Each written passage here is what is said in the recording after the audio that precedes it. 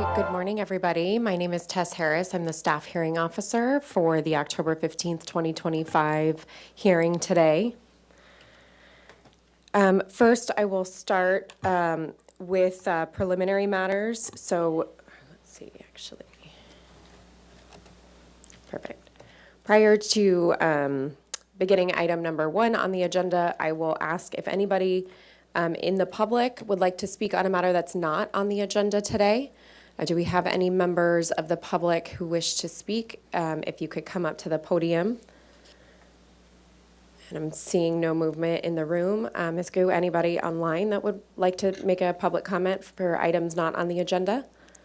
On checking Zoom, I do not see any raised hands for this general comment. Thank you. Okay, great, thank you. And just for members of the public, if you would like to make a comment, Ms. Gu, do we have slips for members of the public to fill out? Yes, they are over at the side of the room on the shelf next to the door. Wonderful, thank you. So if you are interested in making, just as an announcement, if you're interested in making public comment for any of the items on our agenda, if you could please fill out a slip and then you can bring it over to the commission secretary. So I'll go ahead and get started with preliminary matters, requests, announcements, and appeals and comments. So first, a request for continuances, withdrawals, postponements, or addition of X agenda items. I don't have any requests at this time. Similar to item 1B, announcements and appeals, I don't have any announcements of appeals at this time. Just wanted to make an announcement that the adaptive reuse ordinance went to City Council yesterday. So if that's of interest, certainly encourage members of the public to watch that council meeting. Item number 3, apologies, we went a little bit out of order, but comments from members of the public pertaining to items not on the agenda. So we just completed that. So we will move on to the projects for today. So item 2A will be the first one that we will review. It's at 615 Bath Street, and I'm going to go ahead and read the project into the record. Item 2A, 615 Bath Street for an open yard modification. It's a proposal to construct a 2-story building comprised of a 629 square foot garage and a 440 square foot storage area on the first floor, and a 704 square foot residence with an attached 349 square foot accessory dwelling unit on the second floor. The project also includes a 94 square foot upper story deck serving the primary unit, an 80 square foot upper story deck serving the ADU, and a new driveway and curb cut. The proposed total of 2,122 square feet on a 2,999 square foot lot is 97% of the guideline maximum floor area ratio. The applications that are under the jurisdiction of the staff hearing officer today that are required for this project are the open yard modification and affirming the CEQA determination. The project qualifies for an exemption from further environmental review under section 15303. So I'm now going to turn it over to our staff. If you could go ahead, Ms. Plummer, and provide a short staff presentation. Thank you, and if we can just switch screens to the computer. Pilar Plummer, Associate Planner with the City. So I'll give a brief presentation of the project. This is just an aerial view of the project site.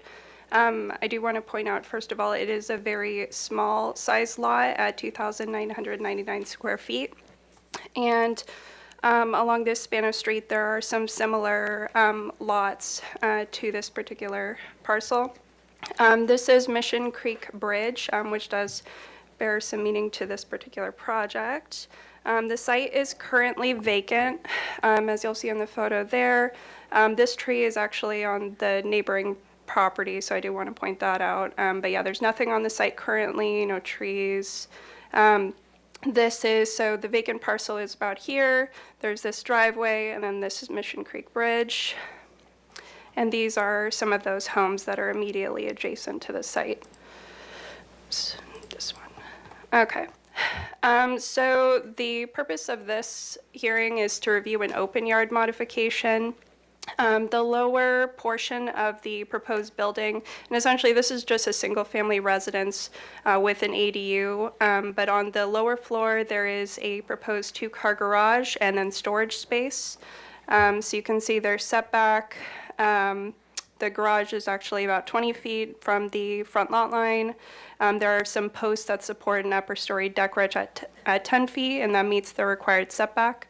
And then there is this stairway that goes up to the actual habitable areas. This is important to note because, again, with context of Mission Creek Bridge, they cannot have habitable area on the ground floor. So that's why the elements at the ground floor are for a garage and storage. That said, a two-car garage meets the required parking requirement for this type of use.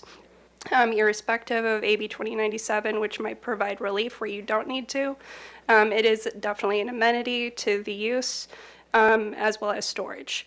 And so the open yard requirement for this particular project is 800 square feet. There is some relief under the ADU ordinance if an ADU was to encroach, but the area that is encroaching is storage. And I do want to point out that, you know, if this was a different project where an ADU was encroaching the open yard, they actually wouldn't even need this modification request because the ordinance does provide relief for that. But it is storage that's encroaching, and that's why we're bringing it to the staff hearing officer today. The requirement is that they provide 800 square feet on grade, and it has to meet minimum dimensions of 20 by 20. Of course, that would limit the building footprint, number one, on a very constrained lot at 2,999 square feet. So they're proposing 215 square feet here. I do want to point out this area here, which is essentially around the same size as their proposed open yard on grade, can be used for additional open yard. The reason it's not included is because it's partially covered. And I'll point that out because the offsetting areas that they're choosing to balance out their open yard is really on the second story of the building, where the residential uses are. So if we go to the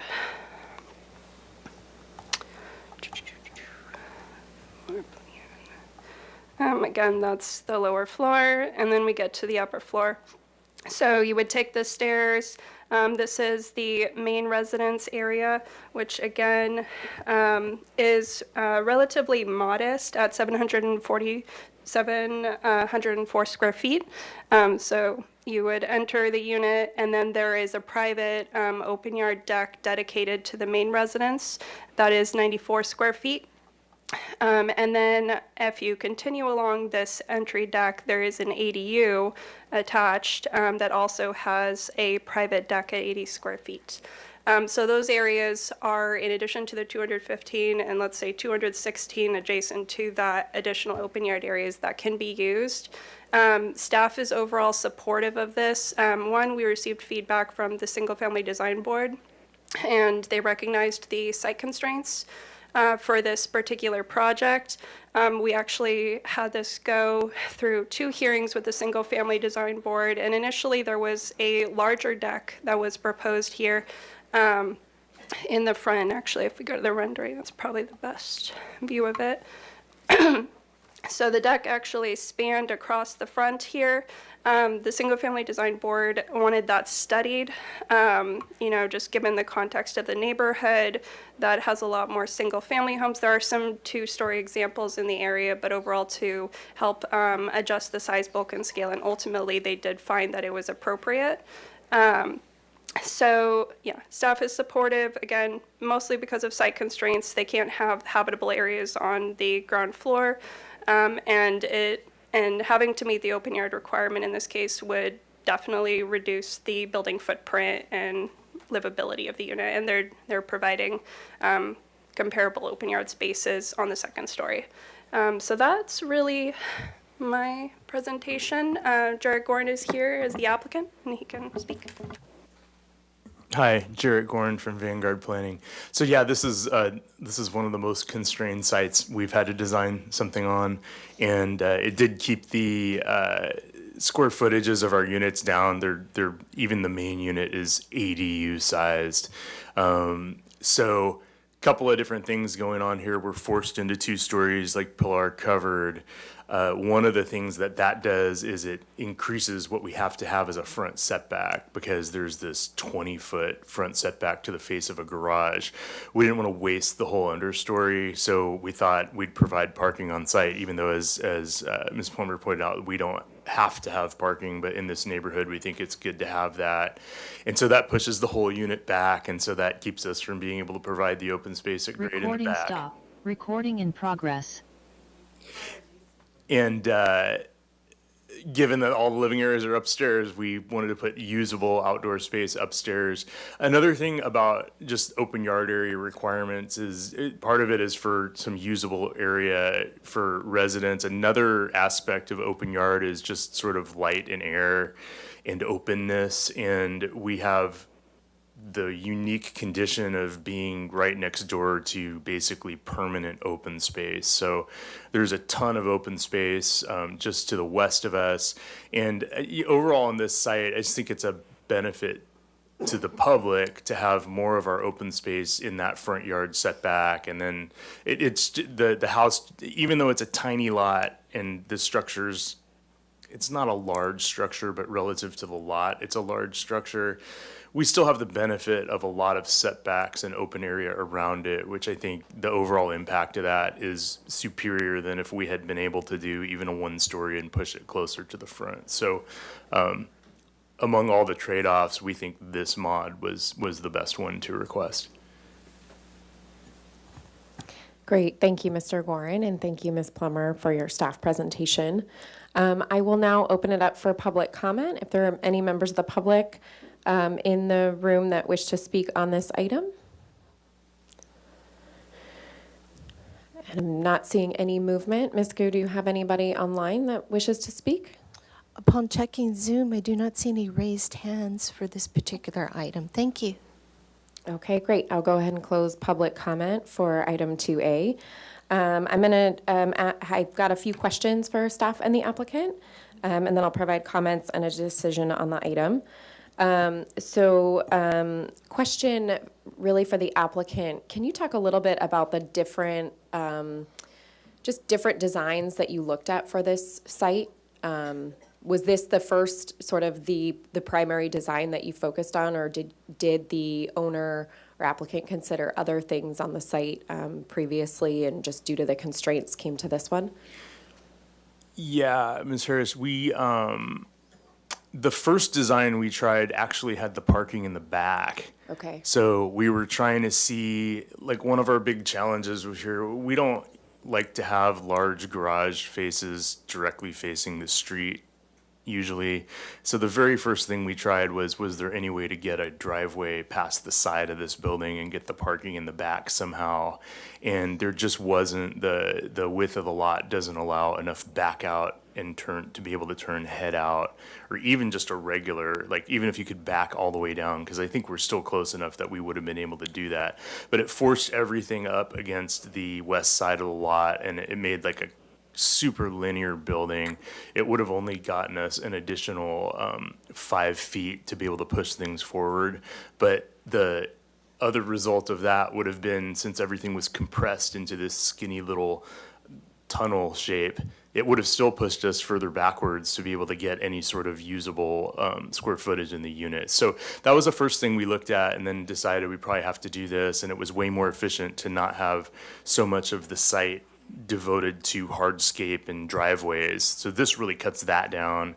And so when we got back to this, our focus really became on the aesthetics first and how to mitigate the front door facing the street. And then we decided to cut that into 2 front doors, garage doors. And then we initially had a deck that went all the way across the front, and we liked the additional outdoor space on the deck, but the other thing we were trying to do with that deck was to de-emphasize the garage doors and emphasize the deck. But I guess we way overemphasized that deck. Single Family Design Board thought it was way too big, and so we ultimately cut this down so that it was just on half. So we went through several different design iterations, but there's really no way to provide that at grade open space on this site. And it's further compounded by the fact that it's it's not the ADU itself technically that's requiring the reduction because it's on the second floor. So we could do something where we cut off part of that lower story and had the whole ADU cantilevered out. And I guess it would meet the technicality of things, but it wouldn't really be providing any open space. So, and it would look really weird. So we stuck with this and just thought this would be an appropriate improvement on the lot. Great, thank you for that. Just sort of overview of what the applicant really looked through, because it is a really constrained lot at just under 3,000 square feet. That is a small lot for the city, and recognize that as a vacant lot, it's, certainly would be beneficial to the community to have the additional housing in the area. I am familiar with the location. I've been past the site. Had a couple more questions. Was hoping that either the applicant or staff could talk a little bit more about the flood zone and adjacency to Mission Creek and the height that is required for this site, and then what the height, what the floor plate starts at for the residents. Okay, so Ms. Harris, the flood, I don't remember the specific numbers, but the net result is that the base flood elevation is about 8 feet above the ground level on the site. Okay. So at 8 feet, it was already pushing us up to basically a complete story. And then we have to be 2 feet above that with our finished floor. So that is what's generating the finished floor here. Okay, great. So the finished floor is at least 10 feet above ground floor? Yeah. Great. Okay. Just want to make sure, recognizing that because it is adjacent to Mission Creek, that being probably the primary issue. My other question on that, it looked like from the site plans that floodway or flood zone cuts sort of right in between this site. Is that accurate? Is it on the adjacent properties as well?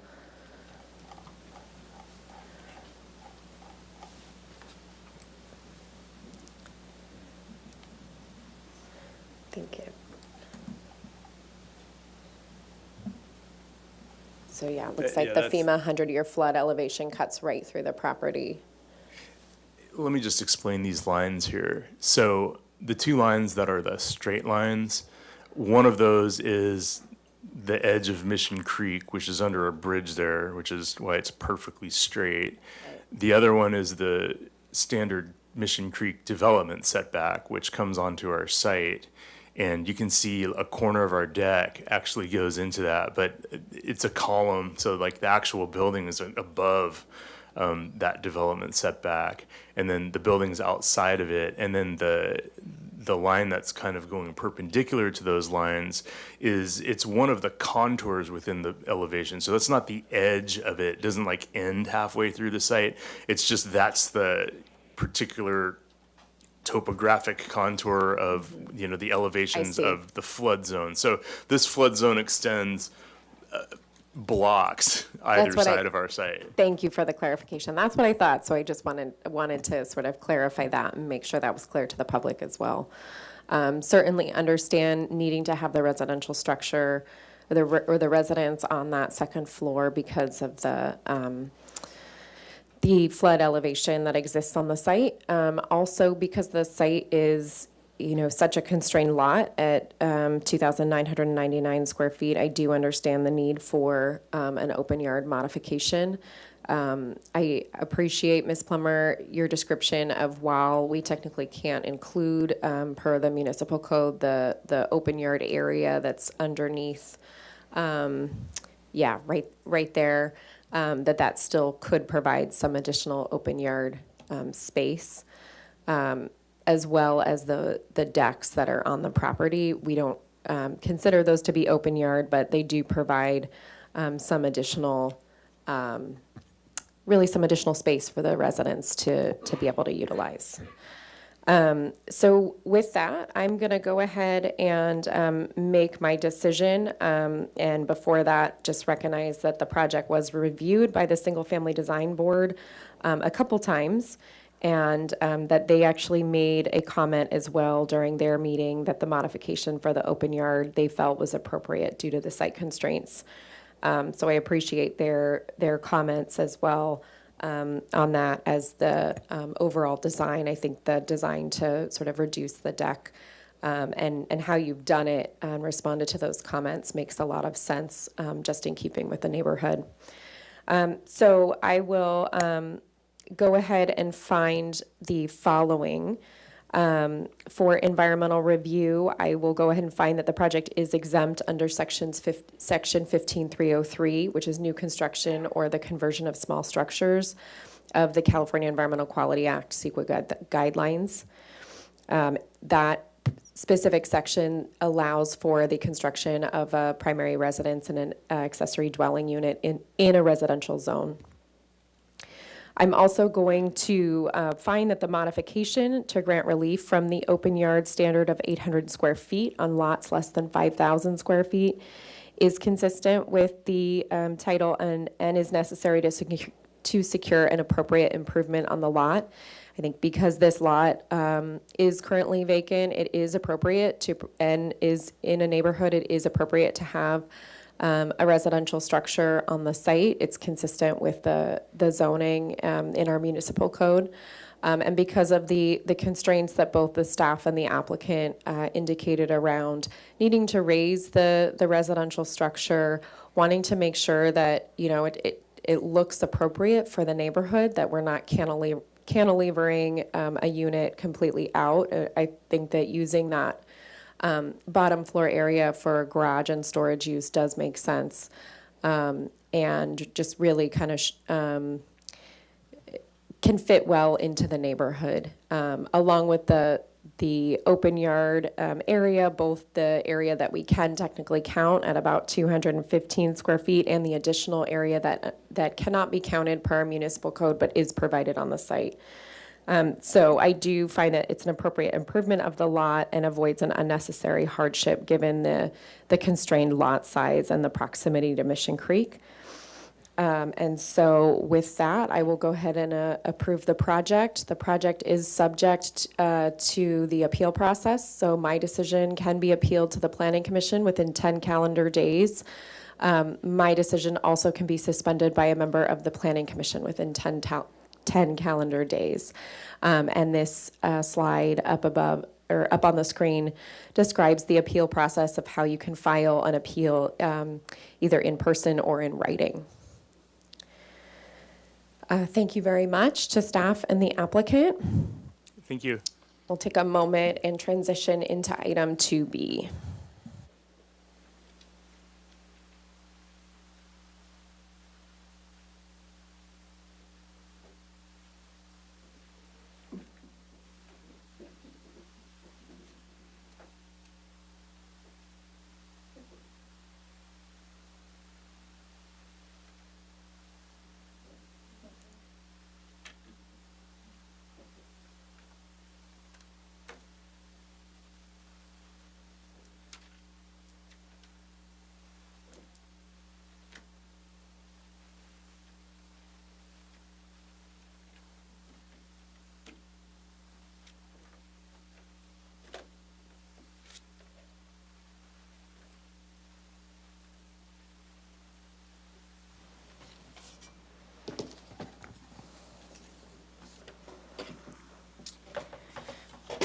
Okay, we'll now move to item 2B, 528 Casitas Road. I will go ahead and read the project description into the record. The 8,400 square foot site is currently developed with a 1,360 square foot one-story single-family residence with a detached 237 square foot one-car garage. The project consists of constructing a new 378 square foot accessory dwelling unit in place of a demolished non-conforming one-car garage. The discretionary applications under the jurisdiction of the Staff Hearing Officer required for this project is an interior setback modification to allow the accessory dwelling unit to encroach into the 4-foot required ADU setback. And the project is exempt from further environmental review under section 15303, which is new construction or conversion of existing small structures of CEQA. So I will turn it over to staff. Ms. Fennessy, do you have a staff presentation or anything you'd like to go through? Yeah, I have a short staff presentation. Jillian Fennessy, the case planner for this project. The project is located at 528 Casitas Road, and I pulled up the aerial so you can see the neighborhood and what it looks like from aerial view. It is a 8,480. One moment, Ms. Fennessy. Ms. Gu, can you please transition the, thank you. Perfect, thank you very much. Yeah, so it's a 8,487 square foot lot. It's currently developed with a single-story, single-family residence, as you can see here. And then it also has a detached one-car garage that has been, or detached one-car garage, 237 square feet, that has been recently demolished due to failing structural integrity. And you can see that it was back here before it was demolished. This lot is zoned R2. All the adjacent land uses are residential. It has a 20-foot front setback, a 6-foot interior setback, and a 3-foot setback for covered parking.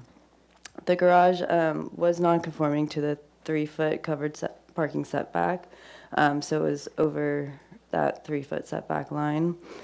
And the project, as you noted, is for constructing a new 378 square foot ADU in place of a demolished non-conforming one-car garage. And just for some context, an existing non-conforming accessory building may be substantially redeveloped and converted to an ADU, provided that the replacement structure is in the same size, height, configuration, and location. However, in this case, the proposed ADU has a height of 11 feet and 9 inches, which exceeds the existing non-conforming garage by 2 feet and 5 inches. Therefore, it must comply with the 4-foot interior setback, and why it is here today for interior setback modification. So as I said, the interior setback modification is to allow the ADU to encroach into the 4-foot required ADU setback along the eastern property line. And I will pull up those plans just to get a visual. So here is the site plan to get a more visual on the ADU.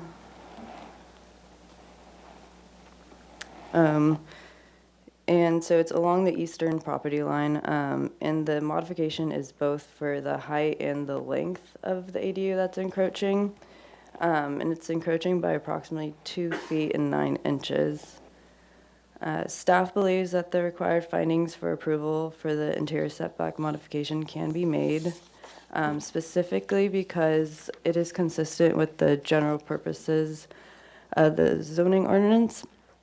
Excuse me, and the request aligns with the existing encroachment of the non-conforming garage, despite the height increase. It provides an additional dwelling unit, which is considered an appropriate site improvement. Additionally, the structure poses minimal impact to the neighboring property because it meets the city's solar height access ordinance, and it is adjacent to the easterly neighbor's garage and does not include any windows or doors facing that property. And just to give you a visual of that, where it is in location to the neighbor. So this is the neighbor's garage. This is where the ADU is going to be, and this is the neighbor's ADU. And the applicant is here today if they have anything to add, and I'm also here for any questions. The applicant is Robert Pester, and the owner is Todd Stadmiller. Great, thank you very much, Ms. Fennessy. Yes, I'll turn it over to the applicant if you have anything to add to the presentation. My name is Robert Pester. I'm the architect on the project. Turning me on? There we go. I think that Ms. Fennessy's presentation was fairly complete. We feel like this is a modest request as far as the size of the proposed ADU. to my notes. Where are my notes? There we go. So as far as addressing the findings that are required, we feel like this is an appropriate improvement on a lot because it provides an additional dwelling. It prevents unreasonable hardship because there's a fair amount of grade differential between the east side of the lot and the west side of the lot that would require more excavation than is currently proposed in order to accommodate the new ADU. It's consistent with existing patterns of development for the neighborhood, in specific the neighboring garage and ADU. There was already sort of a skyline, if you will, that was created by that development, and this is in keeping with the bulk mass and scale of what they had already done, and also in keeping with the existing garage, albeit a little bit taller. And we're constructing a housing development that contains an affordable residential unit and could accommodate special housing needs of the elderly, single or small households, students, veterans. In our minds, it's a pretty straightforward request, and I'm happy to answer any questions. Great, thank you very much. I'll now open it up for public comment. If there are any members of the public that would wish to speak on this item, now is the opportunity. I don't see anybody in the room. Ms. Gu, do you have anybody online that would like to speak on item 2B? On checking Zoom, I do not see any raised hands for this particular item. Okay, great. Thank you very much. So I will now close public comment and then come back to a couple questions that I have and some comments as well.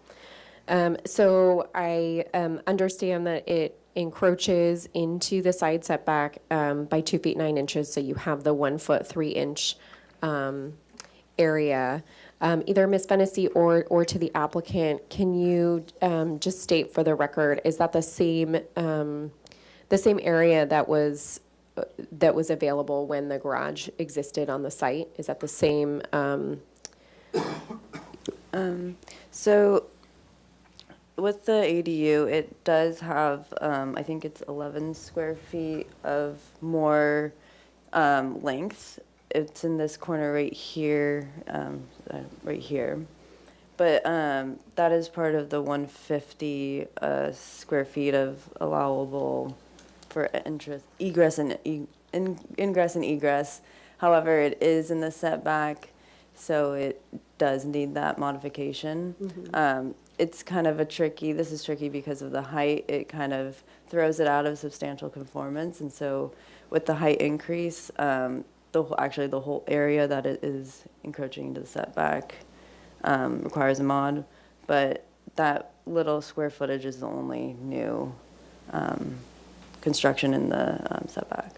Great, that's helpful. But my comment is that you can see the heavy dashed line that describes the original footprint of the demolished garage.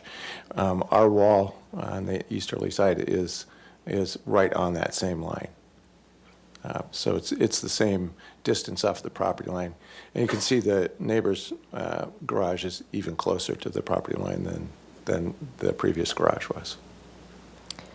Okay, thank you. And then this one's probably more for the applicant.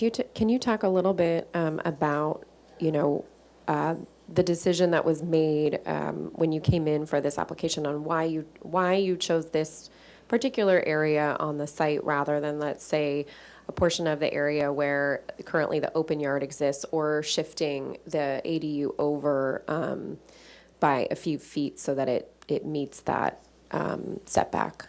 We did look at alternate designs, and we looked at, frankly, a larger footprint, because this is about as tight an ADU as I think would be comfortable.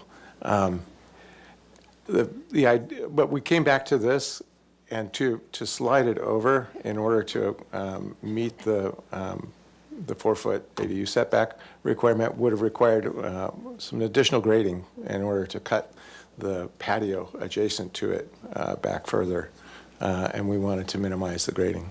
That was the principal reason. You can kind of see it in this picture. You can kind of see it in this picture, the elevation change with the brick patio. Actually, can you show the photo of the original garage?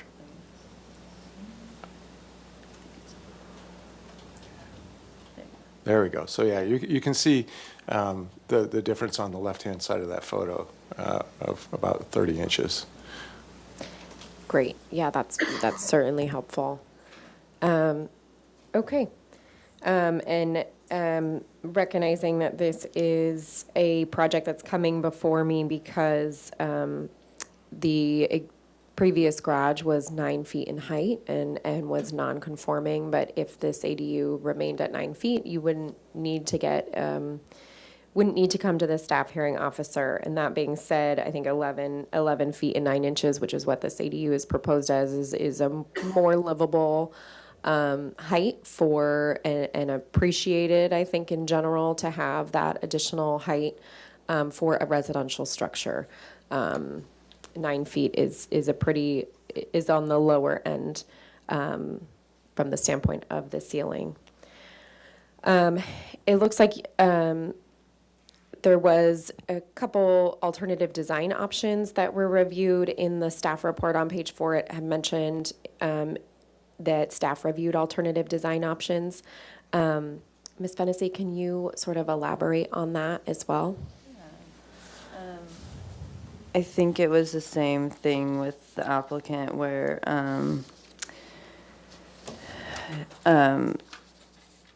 basically it was the excavation of this patio and would cause, it's a lot more for the applicant. And, with the garage that was there and it just seemed like a more appropriate spot rather than trying to put it on top of maybe that brick patio or excavate more. Yeah. Okay, thank you very much. And to the applicant, have you communicated with the neighbors that are immediately adjacent to the site? You spoke to them, yeah? Yes. Yeah. The applicant immediately adjacent is fine with it. The folks that recently purchased the property right behind it are fine with it. So Great, that's helpful too. Great, so I'm going to go ahead and make the recommended findings of staff. So first, for environmental review, the project is exempt from environmental review under section 15303, again, which is the new construction or conversion of small structures of the CEQA guidelines, which allows for the construction of a second dwelling unit in a residential zone, in this case, an ADU. I will also go ahead and make the finding for the interior setback modification because of the prior garage structure that existed really in a very similar footprint in the same, right along that same line with the 1 foot 9 inch setback and encroaching by 2 feet 9. The 1 foot 3 inch setback encroaching by 2 feet 9 inches. Can certainly understand wanting to minimize grading for the site and keep grading impacts to a lower level, and also understand just really wanting to put a structure in where a previous structure existed, and in this case improve it by adding a little bit more height to it. I think it will look more appropriate, especially given the adjacent neighbor's structure immediately adjacent to it, just lifting this structure up so it's more similar in line with that view. I think it will overall be a benefit not only to this property but in general to the area. So with that, the encroachment aligns with the existing non-conforming garage. It poses a minimal impact on the neighboring property. Appreciate that you have connected with the neighbors immediately adjacent to the site and that they are comfortable with this project. And so with that, I will go ahead and approve this item at 528 Casitas Road. My approval is appealable to the Planning Commission within 10 calendar days. And my decision can also be suspended by a member of the Planning Commission within 10 calendar days. And for anybody that wishes to file an appeal, the appeal information is on this slide to let you know how to file an appeal in person or via email. Okay, thank you very much. I wish you the best and hope everything goes smoothly in the building process and getting it going. Thank you, Ms. Harris. Thank you, Ms. Fennessy. All right, we're going to move on to the next item, item 2C.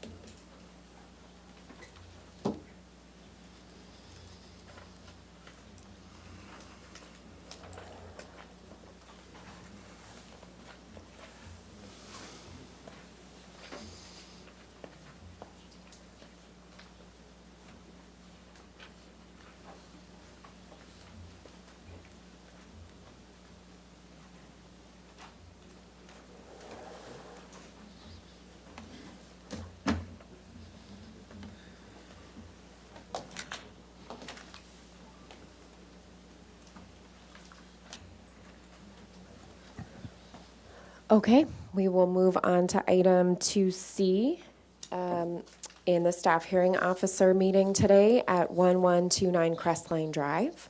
I'll go ahead and read the item into the record before passing it off to staff for a presentation. So 1129 Crestline Drive for a front and interior modification.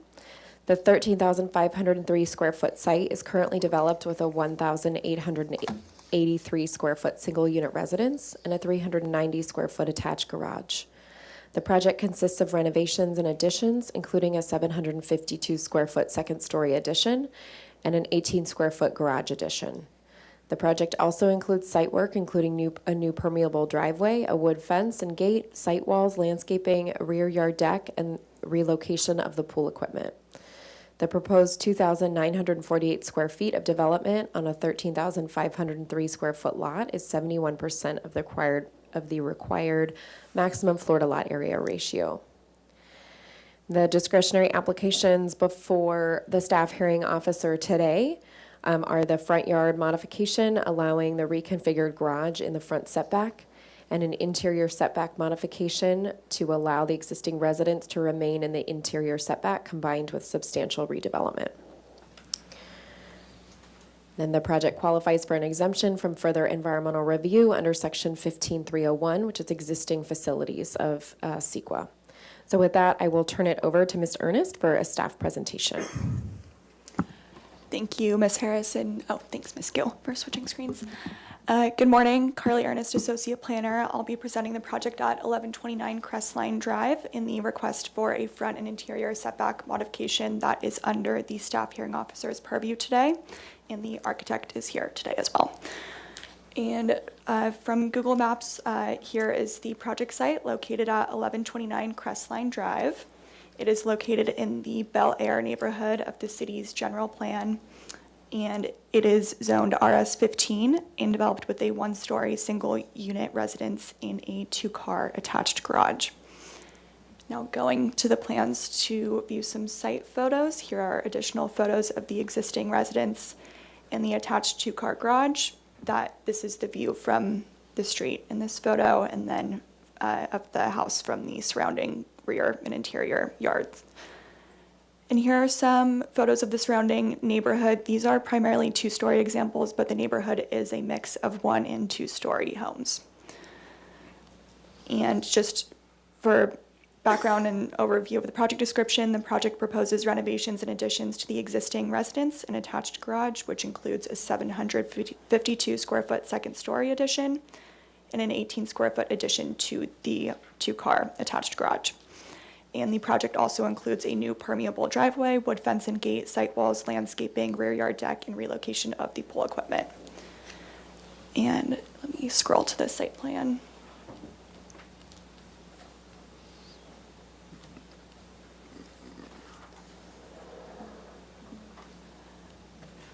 On the left here is the existing site plan, and you can see that the existing residence is non-conforming to the interior setback on the east, which is a required 10-foot interior setback, and the existing residence encroaches 1 foot 3 inches into that setback.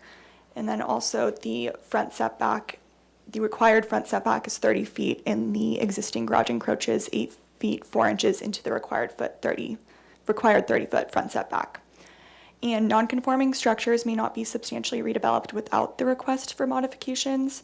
And this is because while non-conforming development can be maintained, if it is substantial redevelopment, it's the opportunity to bring development into conformance with current zoning standards, including setbacks. However, given the scope of work and age of the structure, it is possible that substantial redevelopment of the residence may be necessary to construct the project. And because of this potential for substantial redevelopment, an interior setback modification has been preemptively requested to allow the portion of the existing residence to remain in the easterly interior setback, so this portion here on the proposed site plan. And because the garage would also be expanded by 18 square feet and also just reconfigured in the front setback, that is triggering the need for a front setback modification to allow this portion of the garage here within the front setback. And then in looking at the elevations, this is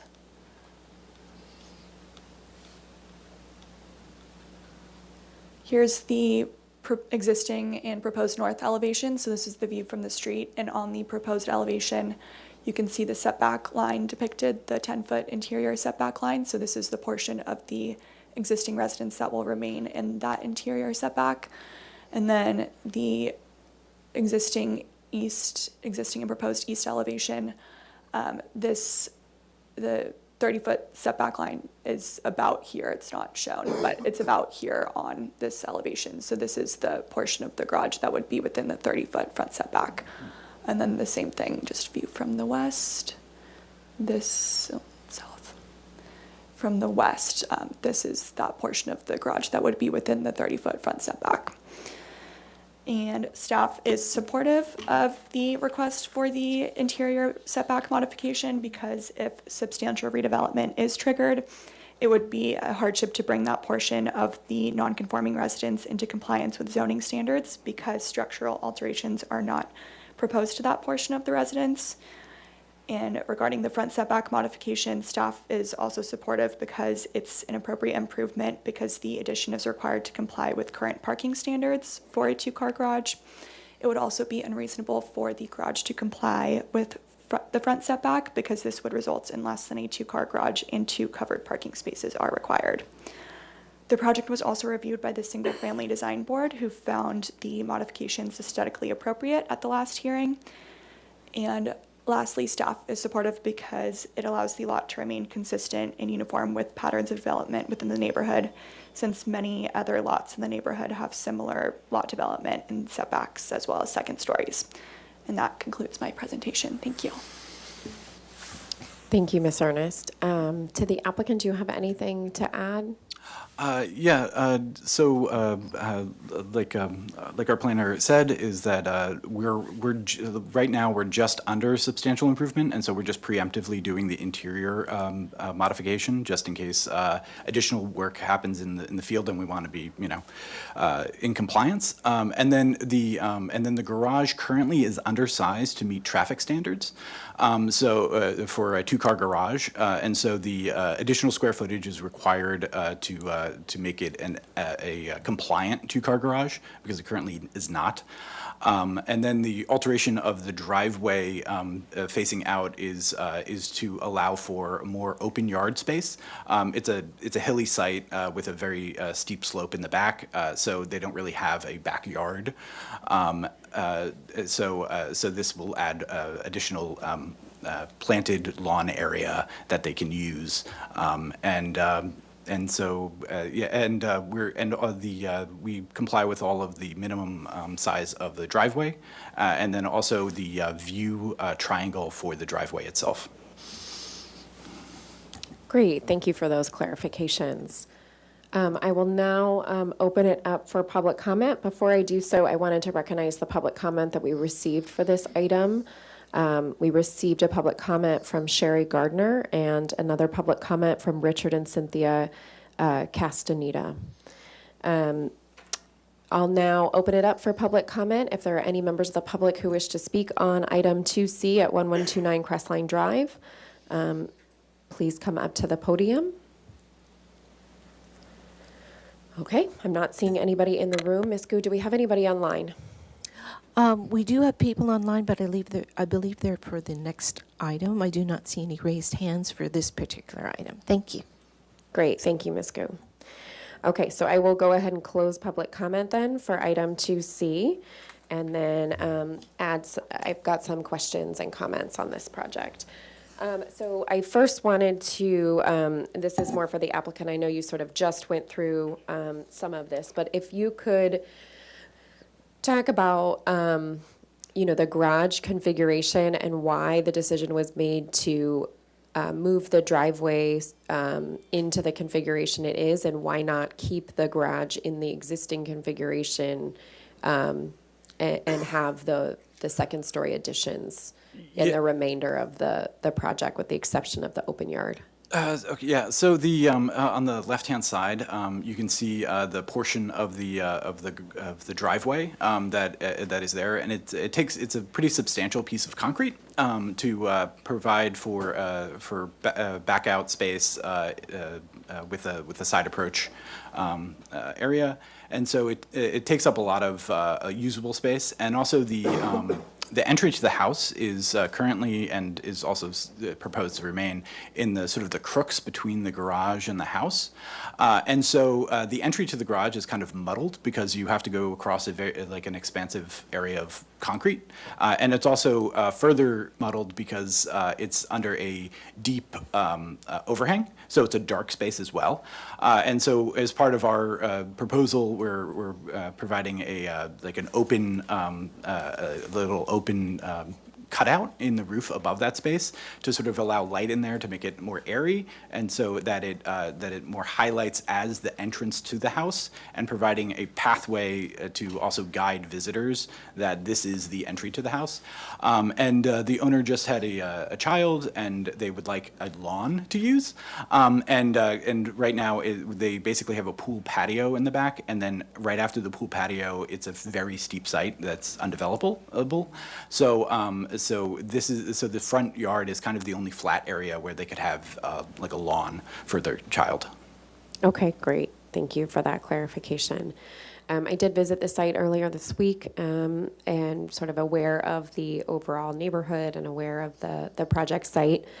I was hoping that you could address one of the public comments that we received, and it was about visibility and a concern about the entry and exit into the garage, and just from Crestline Drive, and how this meets or does not have visibility issues. So for the speed of and the size of this area, we're required to do a 10-foot visibility triangle for transportation. It's a very low speed area. It's even a cul-de-sac at the end, so there's no through traffic through this area. And I saw the photo in that comment. We are about 25 feet from that hedge.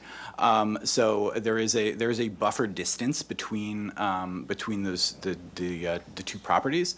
The driveway, our proposed driveway, actually gets us more in the middle of the site, where we can control view and visibility better, and we don't have to deal with hedges, which could be grown up to 8 feet per zoning standards. And so the visibility, actually, if we left it where it is and the neighbor decided to do an 8-foot hedge, it would actually be a worse visibility situation. Great, that's really helpful. Thank you for that. And then it looks like you have a reconfigured garage in the front setback. Can you talk about where the fence and the gate will be located? And if those are part of the project before me today? Yes, the keynote number 15 next to the garage is where we're putting our sort of our trash enclosure and our fence. We're sort of mirroring like the wood slat of the elements with the house for it that were shown in the rendering. Yeah, but that's the only sort of area that's encroaching. Okay, great. And then my last question, recognizing the setback, so existing is at 21 feet 8 inches, and the proposed is at 20 feet and 1.5 inches. And I'm wondering, did you study keeping it at the existing 21 feet 8 inches? And my question is, why can't it stay or be reduced so that it maintains the existing setback in the configuration today? Yeah, so basically, if we reconfigure the garage to rotate, we have to bring it up to current standards, and the interior dimension of the garage is not meeting the transportation standards for a 2-car garage. So we have to expand it out. There's a major structural wall kind of like in between the two areas of the garage and the residence, and so it would have been more structural work to move that wall rather than to leave it in place and build out the front of the garage. Another point is that there also is a change to the roadways and we are doing a 6-inch dedication to to the city.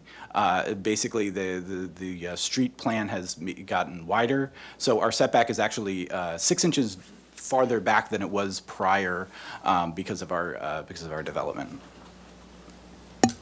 Great, thank you.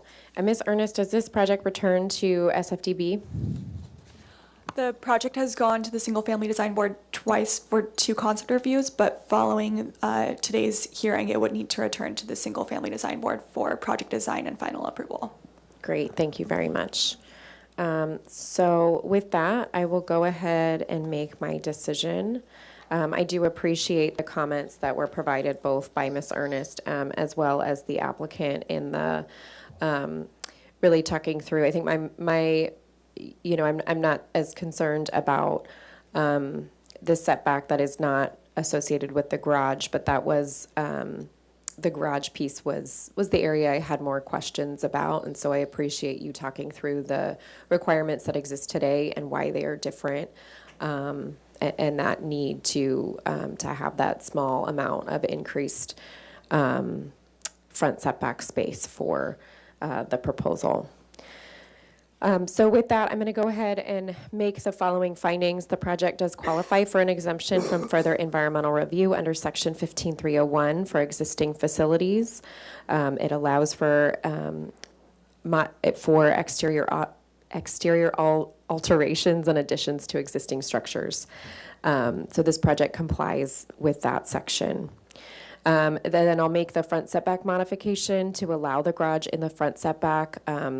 Again, just kind of based on the applicant's comments, it's an appropriate improvement on the lot because the addition is required to comply with the current parking standards. And that reorientation it still provides the visibility that's required for the site, and could potentially provide actually an improved visibility depending on the adjacent properties. And then I will make the finding for the interior setback modification to allow the portion of the existing non-conforming residence to remain in the easterly interior setback, combined with substantial development, and that it prevents unreasonable hardship to bring it into conformance since it's an existing structure. It can remain in that area and is uniform with the patterns of development that are in this particular neighborhood. So with that, I will go ahead and approve the project. My decision can be appealed to the Planning Commission within 10 calendar days. The member of the Planning Commission can also suspend my decision within 10 calendar days of today's date. On the slide are the appeal, the ways that you could file an appeal for the project. You can file it in person or in writing. And thank you very much to the applicant and to staff for providing the presentation. Thank you. And so we're now going to move on to item, let's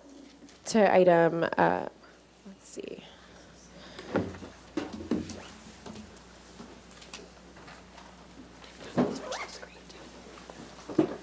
To item 3D, 3139 Seacliff.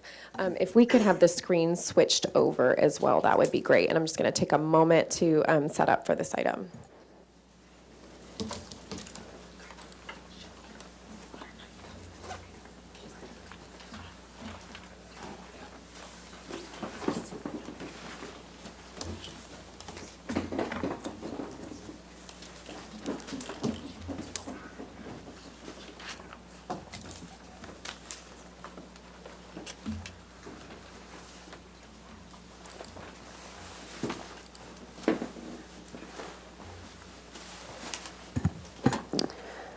Okay, before we get started on this item, just because we have a number of members of the public that are in the room, if you would like to speak on this item, we do have public comment slips on the side. You're more than welcome to fill one out and bring it up to Ms. Gu, our commission secretary, if you'd like to speak. So I will now start the item. I'm going to go ahead and read the project description into the record, and then I will turn it over to staff following that. And then the applicant, if they'd like to provide any further presentation. So this item, 3139 Seacliff, for a coastal development permit. The project, the 3.02 acre lot is developed with a 1,845 square foot single unit residence and a 480 square foot attached garage on the southwest corner of the lot. The project proposes soil remediation by excavation and off-site disposal of contaminated soil. Excavation depths range from 12 to 36 inches and would result in excavation and exportation of 2,225 cubic yards of contaminated soil to an appropriate permitted landfill. Excavations would be backfilled with uncontaminated soil from the site with 1,350 cubic yards of cut and 1,350 cubic yards of fill balanced on site. The project includes a construction staging area and stabilized construction entrance at the southeast corner of the project site. Vegetation clearing and grubbing to accommodate the soil remediation includes removal of 17 front setback and 38 interior trees. Retained trees would be protected with tree protection measures, and removed trees would be replaced per the arborist recommendations in the report dated February 13th, 2025, with approximately 55 new trees. All areas disturbed would be hydro-seeded with a native erosion control mix following completion of grading activities. No changes to the existing residents are proposed. The project would implement the remedial action plan approved by Santa Barbara County Environmental Health Services Division, dated April 30th, 2019. The remediation would be completed under a permit by the Santa Barbara County Air Pollution Control District, and the conditions of the permit to operate dated December 13th, 2024. The discretionary applications under the jurisdiction of the staff hearing officer at this hearing are a coastal development permit to allow the proposed development in the non-appealable jurisdiction of the city's coastal zone, and affirm the CEQA determination that the project is categorically exempt from further environmental review pursuant to the California Environmental Quality Act, Section 15330, which is the section under CEQA for minor actions to prevent, minimize, stabilize, mitigate, or eliminate the release or threat of release of hazardous waste or hazardous substances. This next slide discusses the exemption that I just mentioned. The project's exempt from environmental review under Section 15330. So I will now turn it over to staff for a staff presentation on the project. Good morning, and thank you, Ms. Harris. My name is Carly Ernest. I will be presenting the project at 3139 Seacliff, and if Ms. Gu could please switch the screen.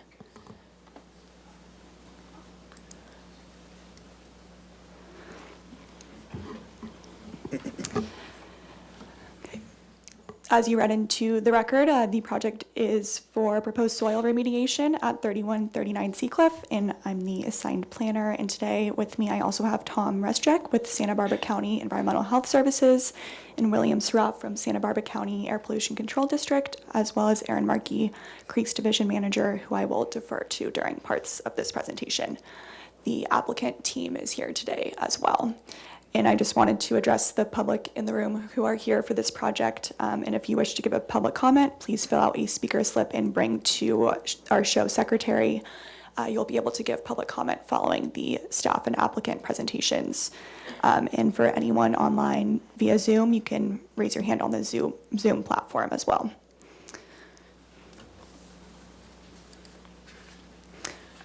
The project site is approximately a 3-acre lot located in the Campanile neighborhood. It is located in the non-appealable jurisdiction of the city's coastal zone, which is the green overlay shown in the image, while the orange represents the appeal jurisdiction overlay.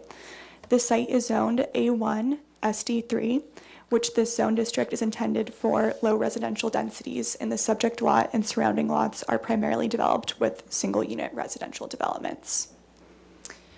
Here are 2 aerial photos of the project site with approximate lot lines shown in white. The photo on the left is from 2007 when the project site was formerly occupied by Rancho Encino Orchid greenhouse operations, whose operation involved the routine application of agricultural chemicals. The greenhouse operated with a conditional use permit granted by the Planning Commission from approximately 1957 to 2007. And when nursery operations ceased, the greenhouse and associated shed structures were demolished. The photo on the right is from 2011, where you can see the existing residence in the southwest corner of the project site. And there's limited, and the rest of the lot remains vacant. And here are current aerial photos of the project site. Again, you can see the existing residence that remains in the right or southwest corner there. You can also see that since the greenhouse operation ceased, vegetation has become established on the project site. And to summarize the project description that Ms. Harris had read into the record, the project proposes soil remediation by excavation and disposal of contaminated soil as a result of the former greenhouse operations. Excavation depths range from 12 to 36 inches, resulting in excavation and exportation of 2,225 cubic yards of contaminated soil to a permanent landfill. Excavations would be backfilled with clean soil from the site. Vegetation clearing and grubbing are required to accommodate the remediation, including tree removal. Retained trees would be protected with tree protection measures, and replacement trees would be planted for the trees required to be removed. All disturbed areas would be hydro-seeded following completion of grading activities, and there are no changes to the existing residence proposed. And it should be noted the overall goal of the project in remediation is to reduce soil contamination levels to levels that are acceptable for residential land use. And here I'd like to first turn it over to Mr. Rezchek to describe EHS's role in reviewing the project. Good morning, Ms. Harris. Good morning. My name is Thomas Razek. I am the professional geologist and certified hydrogeologist with the Site Mitigation Unit of Santa Barbara County's Environmental Health Program. We provide local oversight for the cleanup of soil, groundwater, and soil vapor within Santa Barbara County. We work in conjunction with DTSC, Regional Water Quality Control Board, and occasionally EPA on coordinating cleanups of the sites. And I've been working for the county since 1999 and have 38 years of experience in environmental work. Thank you, Mr. Rezchek. As noted here, and will be available for questions, the project would also implement the remedial action plan that was approved by EHS. And then if Mr. Saraf can introduce himself and discuss ABCD's role. My name is William. I'm the engineering supervisor for the district. I've been with the district for 11 years. The district's role in this project is essentially to ensure that the project that's approved does not cause any air emissions and impacts to residents nearby from air emissions that may result. Thank you, Mr. Saraf. To continue, the vegetation that has become established on the property since the nursery operations ceased includes various native and non-native vegetation communities. And because tree and vegetation removal is required to accommodate the remediation, including the removal of 17 front setback and 38 interior trees, an arborist report has been prepared for the project by Bill Spiewak. This report analyzes the tree removal to accommodate the project and recommends tree protection and replacement measures The protection measures include fencing and monitoring during excavations and replacement with 55 new trees, which is shown on the landscape plan. For further background on biological resources, an assessment was prepared by STORE Environmental Services to describe any sensitive biological resources and recommends biological resource protection measures. The assessment did confirm that no special status plant or wildlife species were observed. The vegetation communities present do not meet the definition of environmentally sensitive habitat areas, and there are no jurisdictional drainages, creeks, or wetlands. And I do have our Creeks Division manager here to describe the adjacent drainage channel. Yeah, good morning. Erin Markey, Creeks Division manager here at the city. So Creeks Division staff typically get involved in review projects that are adjacent to drainages and creeks. And in this case, we're asked to kind of look at and weigh in, and we're able to go on the site visit out here to look at the property and the existing site conditions. There is, the photo on the left is from 2022 and shows an existing private drive, and this is roughly at the northwest corner of the subject parcel. Sometime since then, in the right photo, there's a small, asphalt kind of drainage ditch that was put in adjacent to the roadway that's kind of concentrating runoff, moving to the east. And so this is just downstream of that, basically showing this, small depression that runs along the northern edge of the property at Braemar Drive. And then further downstream, so, the property is about 500 feet in length, I think. And so this is even 2 parcels down. This very small depression eventually feeds into the neighboring property into a storm drain inlet that's shown here. And so Creeks Division staff agreed with the conclusions of the biological assessment that was done by STORE, that there are no jurisdictional creeks or wetlands on the habitat on the property. This does not meet the coastal land use definition of a creek or the state definition requiring that it have a bed or a bank and support aquatic vegetation or life. And therefore, there are no creek protection policies in the coastal UP that apply. Thank you, Ms. Markey. Moving on, because of the project site's location in the coastal zone, a coastal development permit is required to allow the proposed soil remediation, associated grading, and tree and vegetation removal that are all considered development under the Coastal Act. To approve a coastal development permit, this requires consistency with coastal policies of the Coastal Act and the city's coastal land use plan that are applicable to the project. And for this project, that includes policies relating to biological resources, water quality, scenic resources and visual quality, and coastal hazards and safety. And staff found that the project is consistent with the policies as outlined in the staff report. Regarding design review, the project was reviewed by the Single Family Design Board on March 10th, 2025. And this is due to the amount of grading that is proposed to complete the remediation. And at that hearing, staff explained that the intent of that design review trigger is to limit the visual impacts from projects proposing significant grading. However, because in this case, the excavated areas would be filled with other clean soil from the site, the visual impacts of the proposed grading is anticipated to be minimal. And the SFDB stated that the board finds the aesthetic impact of the soil removal has an aesthetically negligible impact and continued the project to the staff hearing officer. If the staff hearing officer approves the project today, the project would then return to the Single Family Design Board on Monday, October 20th. And then in looking at environmental review, due to questions raised in the public comment letters regarding that the determination that the project is exempt from environmental review under the California Environmental Quality Act, staff would like to clarify the CEQA process.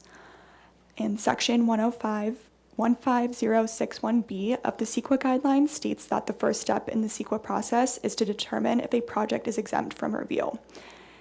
A project is exempt from review if it meets one of the 5 categories listed in this image here, and the project falls under the second category that is highlighted in yellow, which states that the project is exempt pursuant to a categorical exemption, and the application of that exemption is not barred by one of the exceptions set forth in section 15300.2. Then, only if the project does not fall under an exemption is when a lead agency would prepare an initial study to determine whether an environmental impact report or negative declaration must be prepared. For this project, staff found that it is exempt from further environmental review under section 15330 because the project is consistent with the requirements of this categorical exemption. The project involves excavation and off-site disposal of contaminated soils that meets Title 22 requirements and local air district requirements. And the project costs less than $1 million. Staff reviewed the cost estimate prepared by Campbell Geo and verified that the project is below the $1 million threshold. The project would also adhere to the remedial action plan approved by EHS and the conditions of the permit to operate issued by APCD. Additionally, none of the exceptions to categorical exemptions under CEQA guidelines section 15300.2 apply, and this is because no significant project-specific or cumulative environmental impacts would result from the project. The project does not have the potential to result in adverse impacts to scenic highways or historic resources, and the project site is not identified as a hazardous waste site pursuant to Government Code Section 65962.5, more commonly referred to as the Cortese list. To conclude, the actions required at the hearing under the purview of the Staff Hearing Officer include 1. Affirming the project is exempt from further environmental review under Section 15330 of the CEQA guidelines, and 2. Approving the coastal development permit to allow the proposed development in the non-appealable jurisdictions of the city's coastal zone. And staff recommends that the Staff Hearing Officer affirm the environmental determination and approve the coastal development permit with findings and conditions as outlined in the staff report. Thank you, and we are available for questions. Thank you very much, Ms. Arness, and to all of you for being here today to provide additional clarification. I'm going to turn it over to the applicant now, and then I will likely bring all of you back up for when I go through questions. Thank you. Do we have the applicant in the room? And if so, would they like to come up and provide any additional detail?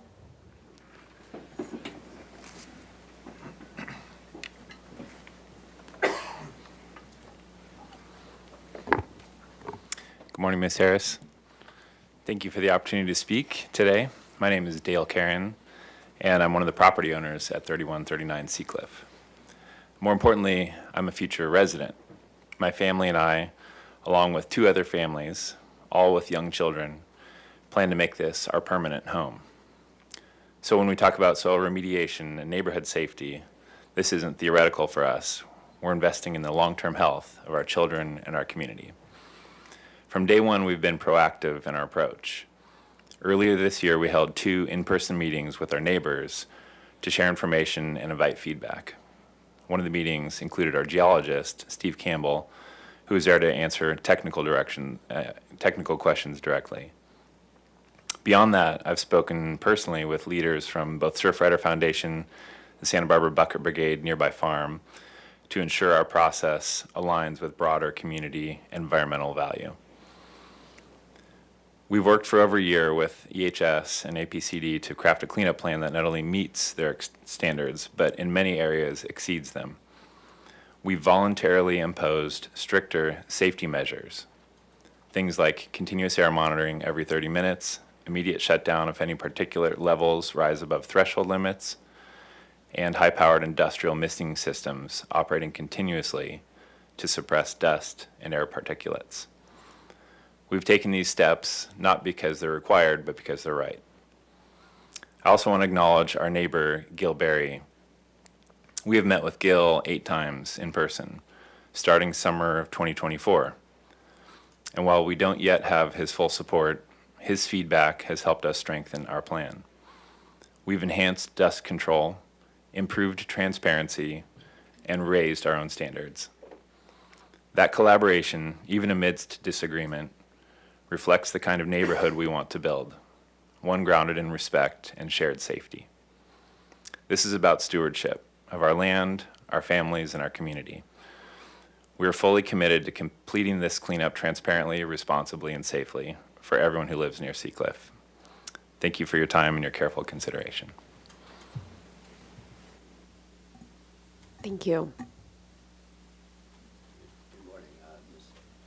There we go. Thank you. Yeah. Good morning, Ms. Harrison, members of the public and neighbors here. My name is Jason Sanukian, and I'm also one of the applicants with my family, along with Dale Kieran and his family and another family that couldn't be here this morning. That we would like to, as Dale mentioned, we want to clean up the property and the contaminated soil in a safe and responsible manner to give our families a future and a better future for everybody in the neighborhood. I think Dale has said it very eloquently, so I don't have too much to add, but I guess I wanted to add a couple more details that to kind of demonstrate the thoroughness of this process that we've been through. We have before you, there's conditions of approval, which are in total 11 pages long. So they're very comprehensive. We also have a remedial action plan report, which is 60 pages long, and that has been developed over the course of several years with very significant testing of the soil. Steve Campbell is here, our principal geologist, and he could speak to that as well, if need be. Regarding the assessment for biological resources, we have a 30-page biological assessment report that has been done on the property. We have an arborist report that's 8 pages long, and so we've done, I feel like, very extensive investigation into the site and into the conditions. So it's not something that we're taking lightly or that it's just kind of a haphazard approach.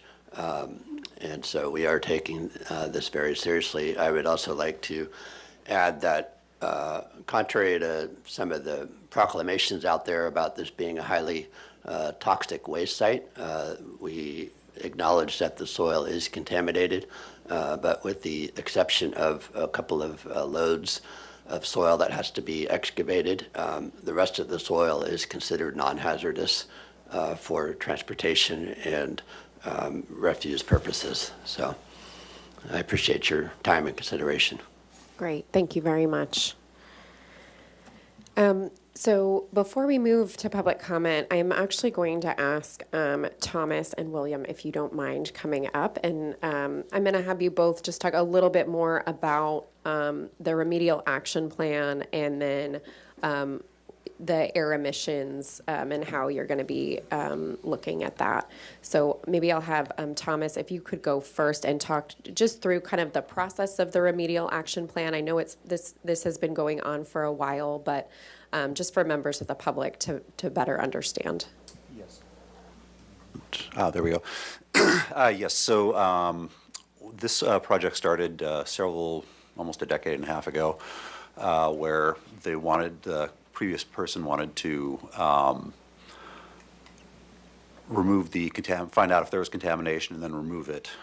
It was a historical orchid farm, and in doing so, there was the likelihood that chlorinated pesticides, which are no longer used and banned, were used. These were pesticides that were used from starting in the 1950s up till 1970s and early 1980s. Initial testing did show that there was contamination there, and we have certain levels that we like to see. We want to take into consideration human health and the environment. So we're looking at making sure that, one, it's that any remediation that's necessary is protective of the human health aspects. So we want to make sure that people live there or work there are protected. We want to look at the environment. So we're looking at any type of effects to, we like to call them the bugs and bunnies, but it would be the flora and fauna of the area, to make sure that they are protected, and then also water resources. In doing that, we found we had them do extensive testing. I think there's over 300 samples, and we pretty much came up with a idea of what the lateral and vertical extent of contamination was. At that point, we looked at we required them to come up with a corrective action plan, and for something like this, the easiest way to deal with it is by excavation and off-site disposal. So what we want to do is remove the worst of the worst and get levels down. We look at it both as point-by-point contamination and also site-wide average. So in looking at this, we had them come up with a plan that if they removed this soil, would it be protective of both human health and the environment? And in doing so, they are going to remove about 2,000 cubic yards of impacted soil. As the applicant stated before, there is a small amount where the pesticide in question, dieldrin it's called, was at levels that actually is considered hazardous waste levels. And what that means is that if it's removed, it must be treated as hazardous waste. So it has to have special handling by the people that are involved in removing the soil, and it also gets disposed of at a proper licensed landfill, and that is incorporated into the corrective action plan. This is something very similar that we've done in multiple sites across the county, where called dig and haul excavation and off-site disposal. And it's probably the easiest way to reduce the amount of contamination and the fastest way. The levels also, so we came up with a plan, and that was approved by us in 2019. And since then, we've looked at several things when questions were given to us. Is this remediation going to be effective for the flora and fauna? We took a look at the data and said, okay, yeah, we will look at that and remove the soil necessary for that. So that was taken into account. And then most recently in July, the levels for the screening levels for the pesticides were adjusted slightly. We took that into account and found out that there was actually a decrease in the amount of soil that would be removed by 20 cubic yards due to the one of the pesticides, chloridane, having a higher level. Some other constituents had lower levels, but it was very minor. It went from 0.037 to 0.34, so almost like a rounding error, you would consider it. So we did take that into account. And based on that, we feel that this will be beneficial for the environment and the people there, and to move forward with their project. This is the best way we can do it, and I'm here to take any questions from you. Great, thank you very much. William, if you could also share, just from the APCD standpoint, the kind of about the permit to operate and just air emissions in general, and how that's handled on a project like this. Sure. Essentially, our project here and our role here is to ensure that this soil problem does not become an air problem during the remediation. So our permit to operate has various operating standards and requirements, monitoring requirements, record-keeping reporting to ensure that as they're doing the remediation, they're not essentially letting off-site impacts of dust occur, and that's going to be handled with water sprays, with regular on-site monitoring for dust, ROCs, and essentially odors as well. There's requirements that they have to use heavy tarp to cover exposed areas and any stockpiles, or use soil binder, and that soil cannot remain on site for more than 24 hours. It has to be removed from the site in a very expeditious manner. And so that's really our role here, is to ensure that we're not causing off-site impacts. And to that effect, the applicant applied for our permit to operate. For that process, we do require them to develop a air quality monitoring plan that details exactly what they're going to do, how they're going to monitor, what the action requirements are, and when they need to shut off their operations and mitigate any dust impacts that are detected. Great, thank you very much. Thank you both for being here, really appreciate it. I'm now going to move into public comment. Before I do have a number of questions for staff, the applicant, and some of our experts that are here today. But before I do that, I'm going to open it up for public comment. I want to make just a couple comments before we go into public comment.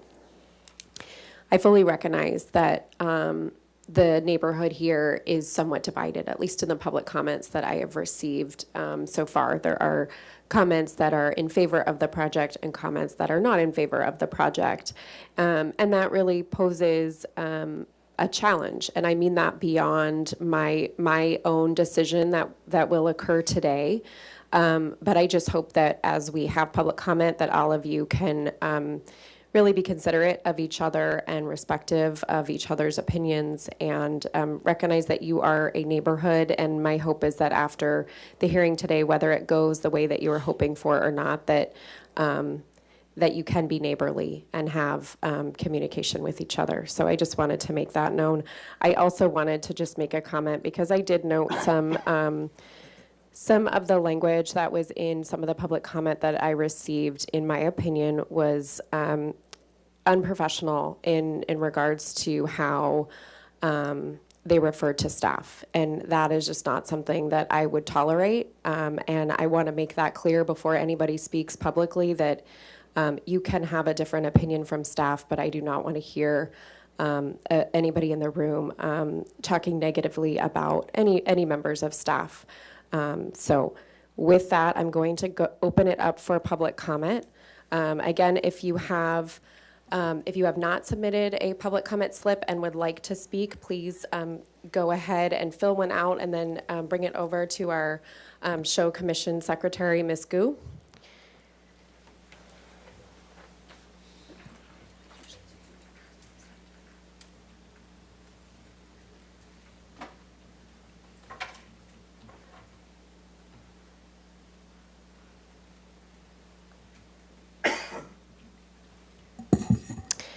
Okay, so we will start out with public comment in the room. So I will start with public commenter 1, Gil Berry. And it looks like we also have Timothy Rogers that is donating his time to Gil Berry. So Gil or Timothy, in total, you will have 4 minutes to speak on this item.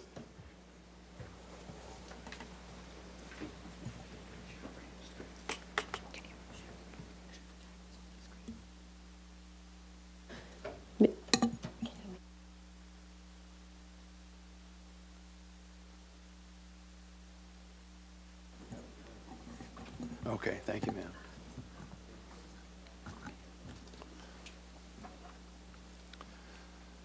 Are you ready for me to start? Yes, we're ready. Thank you. The staff's recommended environmental determination of categorical exemption is based on just one premise, that the total project cost will be under $1 million, as that's the maximum cost limit to receive a CEQA Section 15330 minor actions to present hazard. This is not a minor action, which have exemptions for minor cleanup actions, so that a truck spill cleanup would not require an EIR.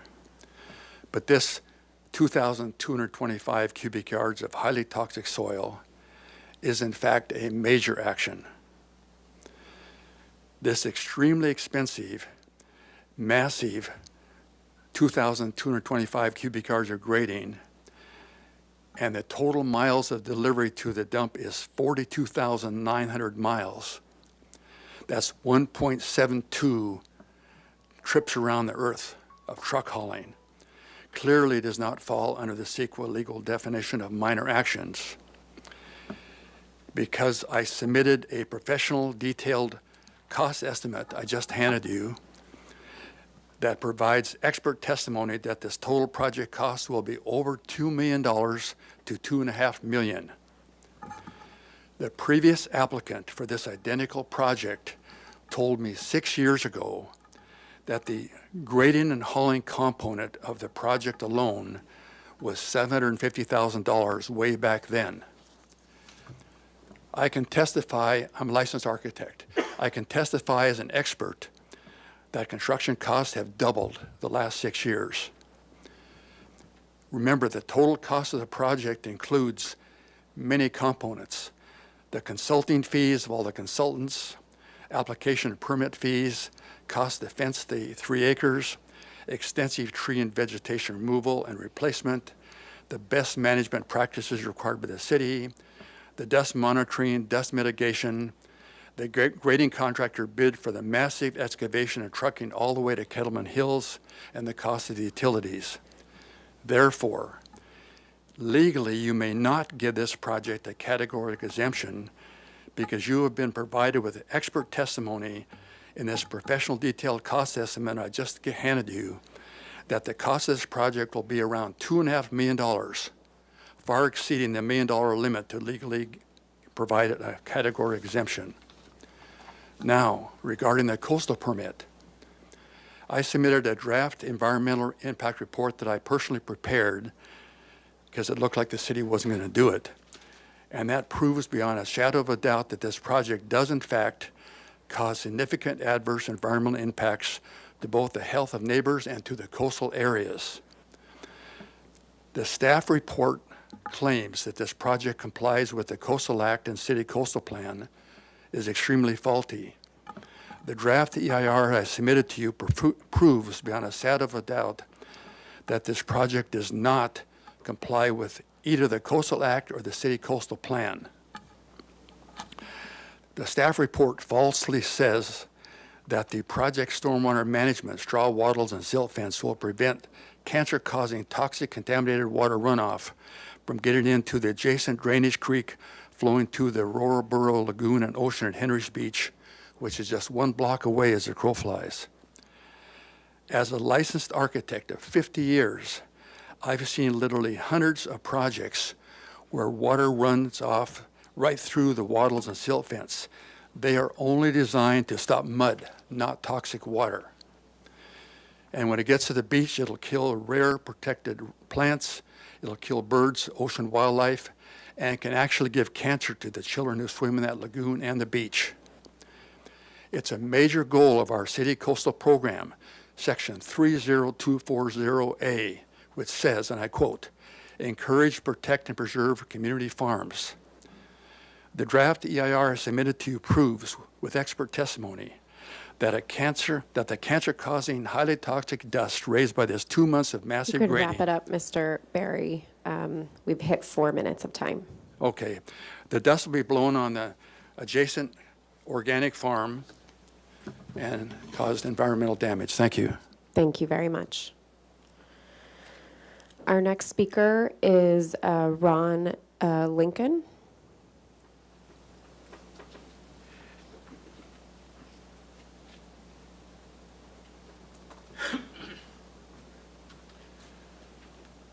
Thank you. My name is Ron Lincoln. Thank you, Ms. Harris, for listening to this. I live at 3059 Seacliff, so I am the direct neighbor to the 3 acres of land here. I'm on the east side of it.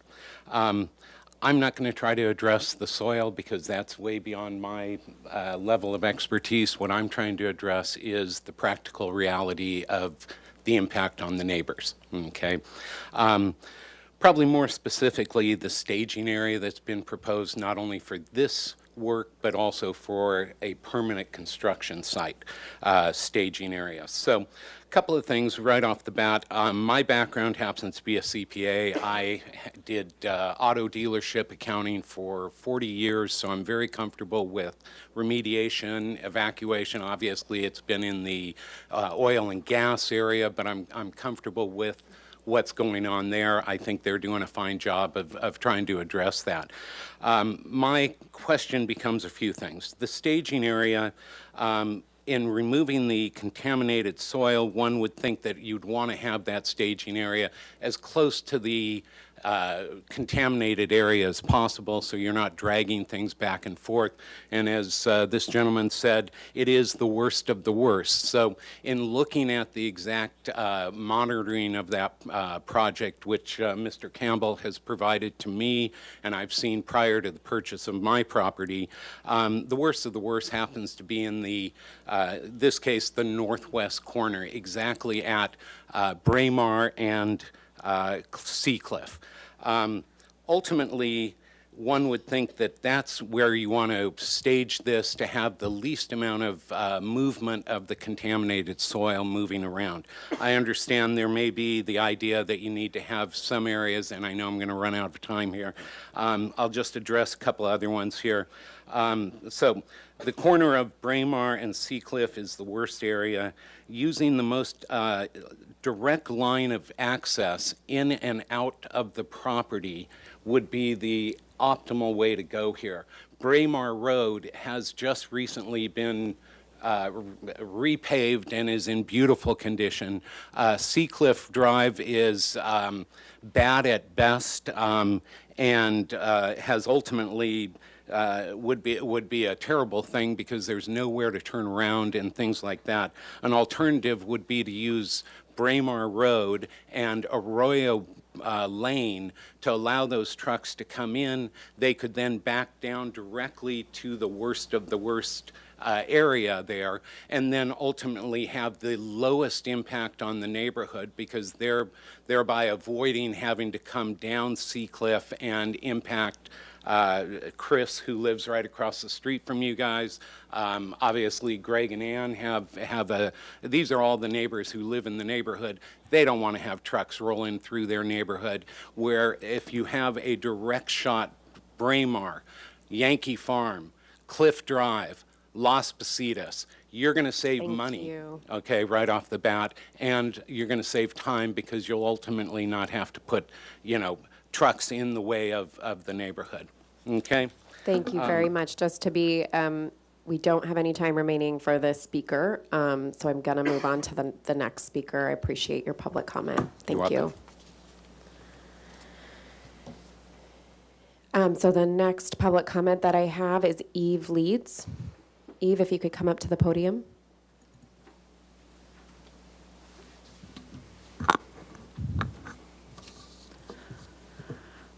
I appreciate, Ms. Harris, that and I also appreciate you as well, all the staff that's here. I feel that something that came up just now is if a truck has a drop of all of this toxic soil onto the road.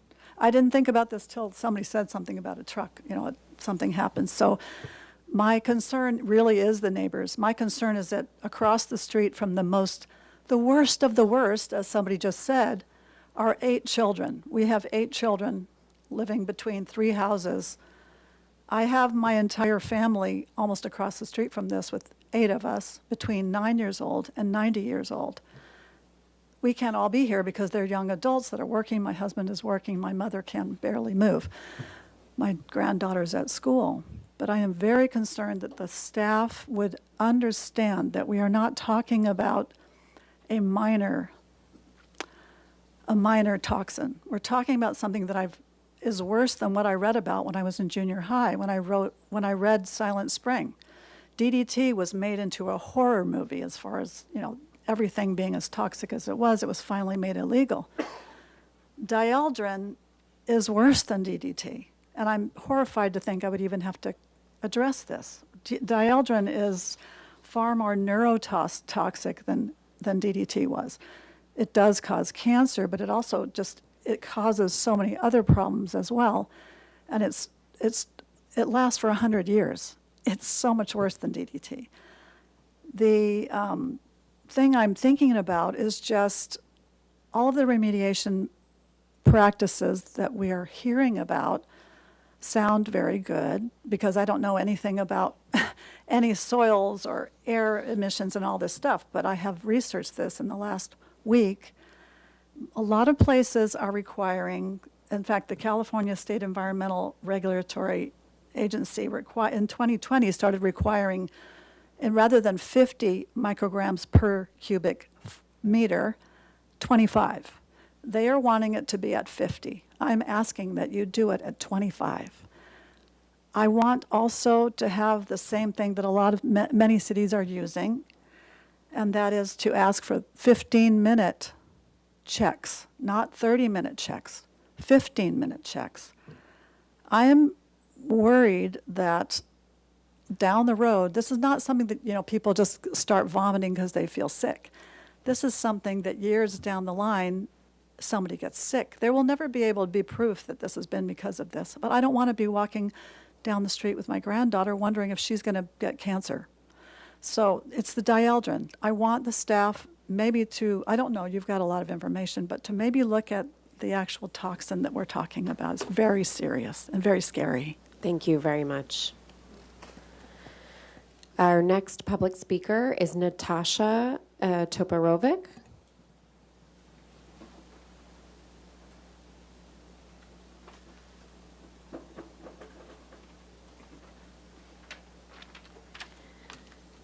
All right, you got dirty dirt, and some people want to live on the dirty dirt, so they have to move the dirty dirt. And I get the, this belief that technology is going to fix this problem, but you can't take lots of pages of reports and translate those lots of pages into problem solved.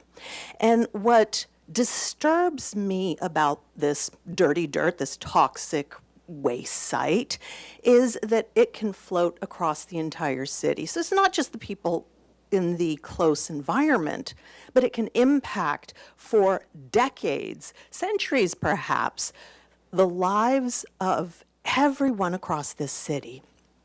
And with that scenario, and I have no doubt about the positive intentions to try and make this a clean area, but we're phasing out oil drilling because of what goes into the air. And what boggles my mind, what I do not understand, is what does it take for staff to look at a project and go, this requires a CEQA review?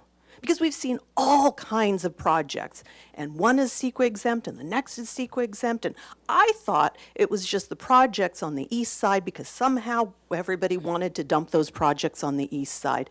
And what I've seen from this project is somehow everything is CEQA exempt. So I don't know if that's just overwhelmed with work, if CEQA is just something that everyone is blithely dismissing, but what does it take for staff to go, toxic dirt, maybe we need an environmental impact review on this? And that's the thing that bothers me most about the and that causes me to question the entire process. Thank you. Do we have any other members of the public that wish to speak in the room? Great. If you could fill out a speaker slip and then come on up.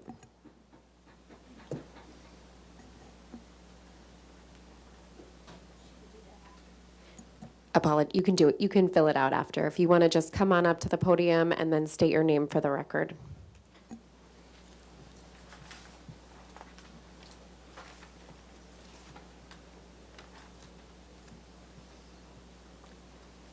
Hi, I'm Paige Karen. I'm one of the property owners over at Seacliff, and I'm the mother of 3 children. We have a 16-year-old daughter, we have an 11-year-old daughter, and we have an 8-year-old son. And I think what we all need to come to agreement is that we have a problem.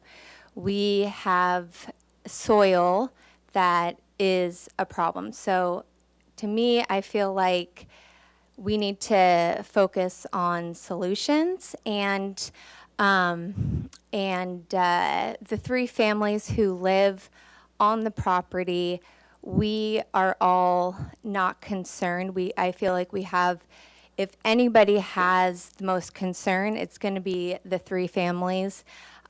We have a family with 4 kids, a family with 2 kids, and our family with 3 kids.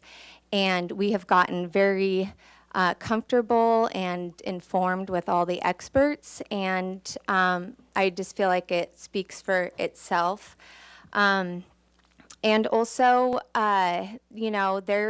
this can become kind of, when we start talking about certain words, it can feel very scary, but I feel like we just need to return to experts. And when there are not just one expert or two experts, but there's a whole concert of experts who are so knowledgeable and who have done such a due amount of research, that we need to be really focused on the facts and the people who have a very deep understanding of what is actually going on. And so I also want to say that for us, we're very community driven, and the peace of our neighborhood means a lot. So we are here to work with the community, and I know that Dale and Jason are going above and beyond even what the experts are saying in hopes to just create peace of mind for our neighbors. So thank you so much. Thank you.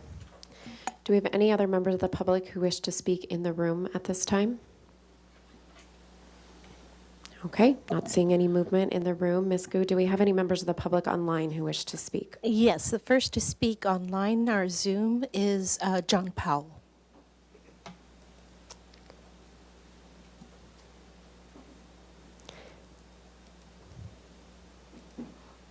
Sorry, I'm sending him unmute messages. I may have to.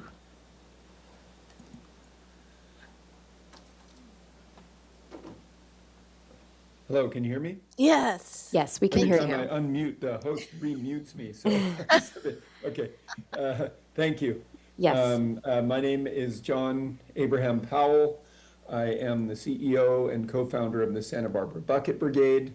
We operate an organic farm on the property next door to the site.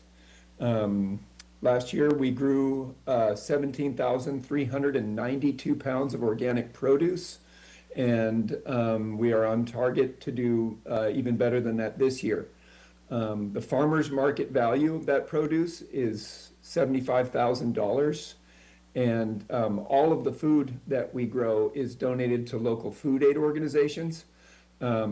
And so I just want to bring to the attention of environmental health and staff that there is an organic farm on the property immediately bordering this project to the north, and that the potential for the kind of toxins in this dust to do significant harm, A, to our project, and B, to the people that eat the food, is something that needs to be considered. So we would like, in the big picture, we think the removal of this dirt is in the best interest of the neighborhood. But in the small picture, to the process of doing that, it is going to be critical to us that there be a way to verify that the food that we're growing and giving to needy people in Santa Barbara is not contaminated during this process. We don't believe that the cost of that verification and testing should be a burden placed on us as the neighboring farmer. But we have reached out to the agricultural commissioner. They told us to reach out to the planners. We're reaching out. We need to come up with a system that protects and verifies that the food coming off of our organic farm is safe to be donated to the people of Santa Barbara. And that's something we'd like to see as a condition of this permit moving forward. Thank you so much for your time. Great, thank you. Ms. Gu, do we have any other speakers online who wish to speak? Yes, we do have a person who has identified themselves as Citizen Planning Association. I was wondering if they are still online. Yes, good morning. My name is Mary Ellen Brooks, and I am president of Citizens Planning Association. And I just would like to make a few comments about this project. I learned a lot today from the staff report, and I appreciate the opportunity of being here. this is the first time I think CPA has ever come to a staff hearing. And because normally, the projects that we look at and comment on, we go to the Planning Commission or even the Board of Supervisors. I think this project is very, very complicated. And I think that it does deserve, some kind of an organized review. I was very impressed to hear from the applicants that they have done, various studies. But, if it had gone through an EIR process, a proper EIR process, I think all of this could have been coordinated. There would have been opportunities for some, public input. As we have heard, from some of the neighbors and others, it is complicated. I think that we would, just looking down through my notes, there's a question we had about, what is there a creek? What do we know about it? We hear wording, we see wording such as, it's a ditch. Today I heard now, there's a depression. If in fact there is some kind of dry creek bed there, this ultimately could fill during a rain event and carry whatever is being released down into the Arroyo Burro Lagoon and maybe ultimately to the ocean. Again, all this should and could have been coordinated with a full environmental review. Perhaps the experts coming together would have found that, well, maybe all we need is a negative deck. And it sounds like you have the makings of that already. But to make this decision at this level, at this point, I would think, I would suggest that, staff, really consider doing some more review on this one. Okay, thank you very much. Thank you. Ms. Go, do we have any other members of the public online? Yes, we do. We have Mr. Greg Welch. Yes, hello, can you hear me? Yes. Thank you. Thank you for taking the time to do this review. It's been a very illuminating conversation. A lot of the conversation is focused on the risk associated with the soil remediation process that has been designed by professionals under professional assessment, is proposed to be executed to high standards. But there's been no conversation about the risk of doing nothing.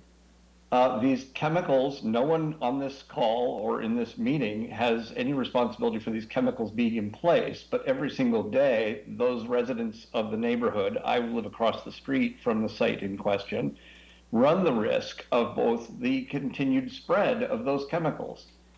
This is a process that has gone on now, it sounds like for well over a decade. And I would urge the city to bear in mind and weigh the relative. There is no risk-free way of getting rid of or addressing the presence of these toxins. But weighed against the risk associated with the remediation must be the risk of doing nothing and further delaying. We unfortunately live in a world where extreme weather events are becoming more common. It was just alluded to, a rain event, or God forbid, a wildfire event that would heat those toxins and spread them through fumes. And this is, at the moment, as far as we know, a problem limited to one property in the neighborhood. But as time goes on and we have more rain events, this problem is only going to spread. And so I'd encourage both members of the public and the city to bear in mind that doing nothing, it continues to expose us all to risk. And I, for one, am delighted that there is a new owner of the property who's coming in with eyes wide open as to what those risks are and is committed to addressing them. And I support their project. Thank you. Thank you very much. Ms. Gu, do we have any other speakers online? We did have one other person, Mr. Craig Leeds, online, but I believe he has declined to speak because we did have Miss Eve Leeds speak. Thank you. Okay, great.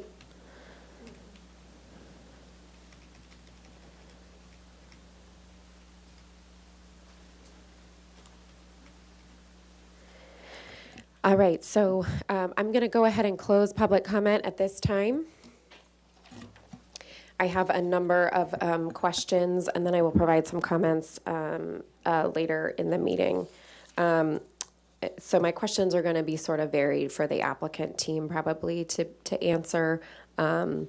So my first question is, how long will grading take, and what's the estimated schedule for grading?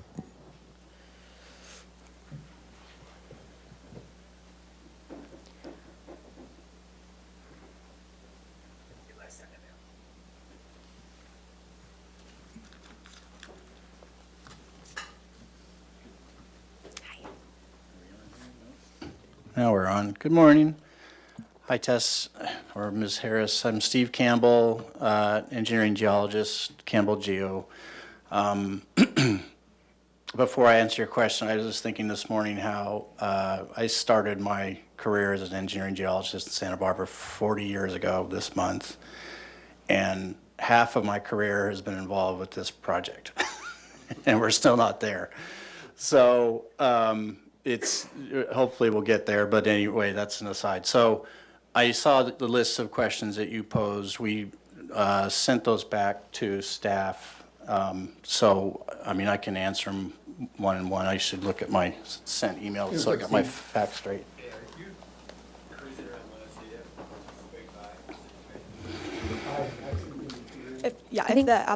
Hold on one moment. I think we have somebody online that might be unmuted. I'm hearing some feedback.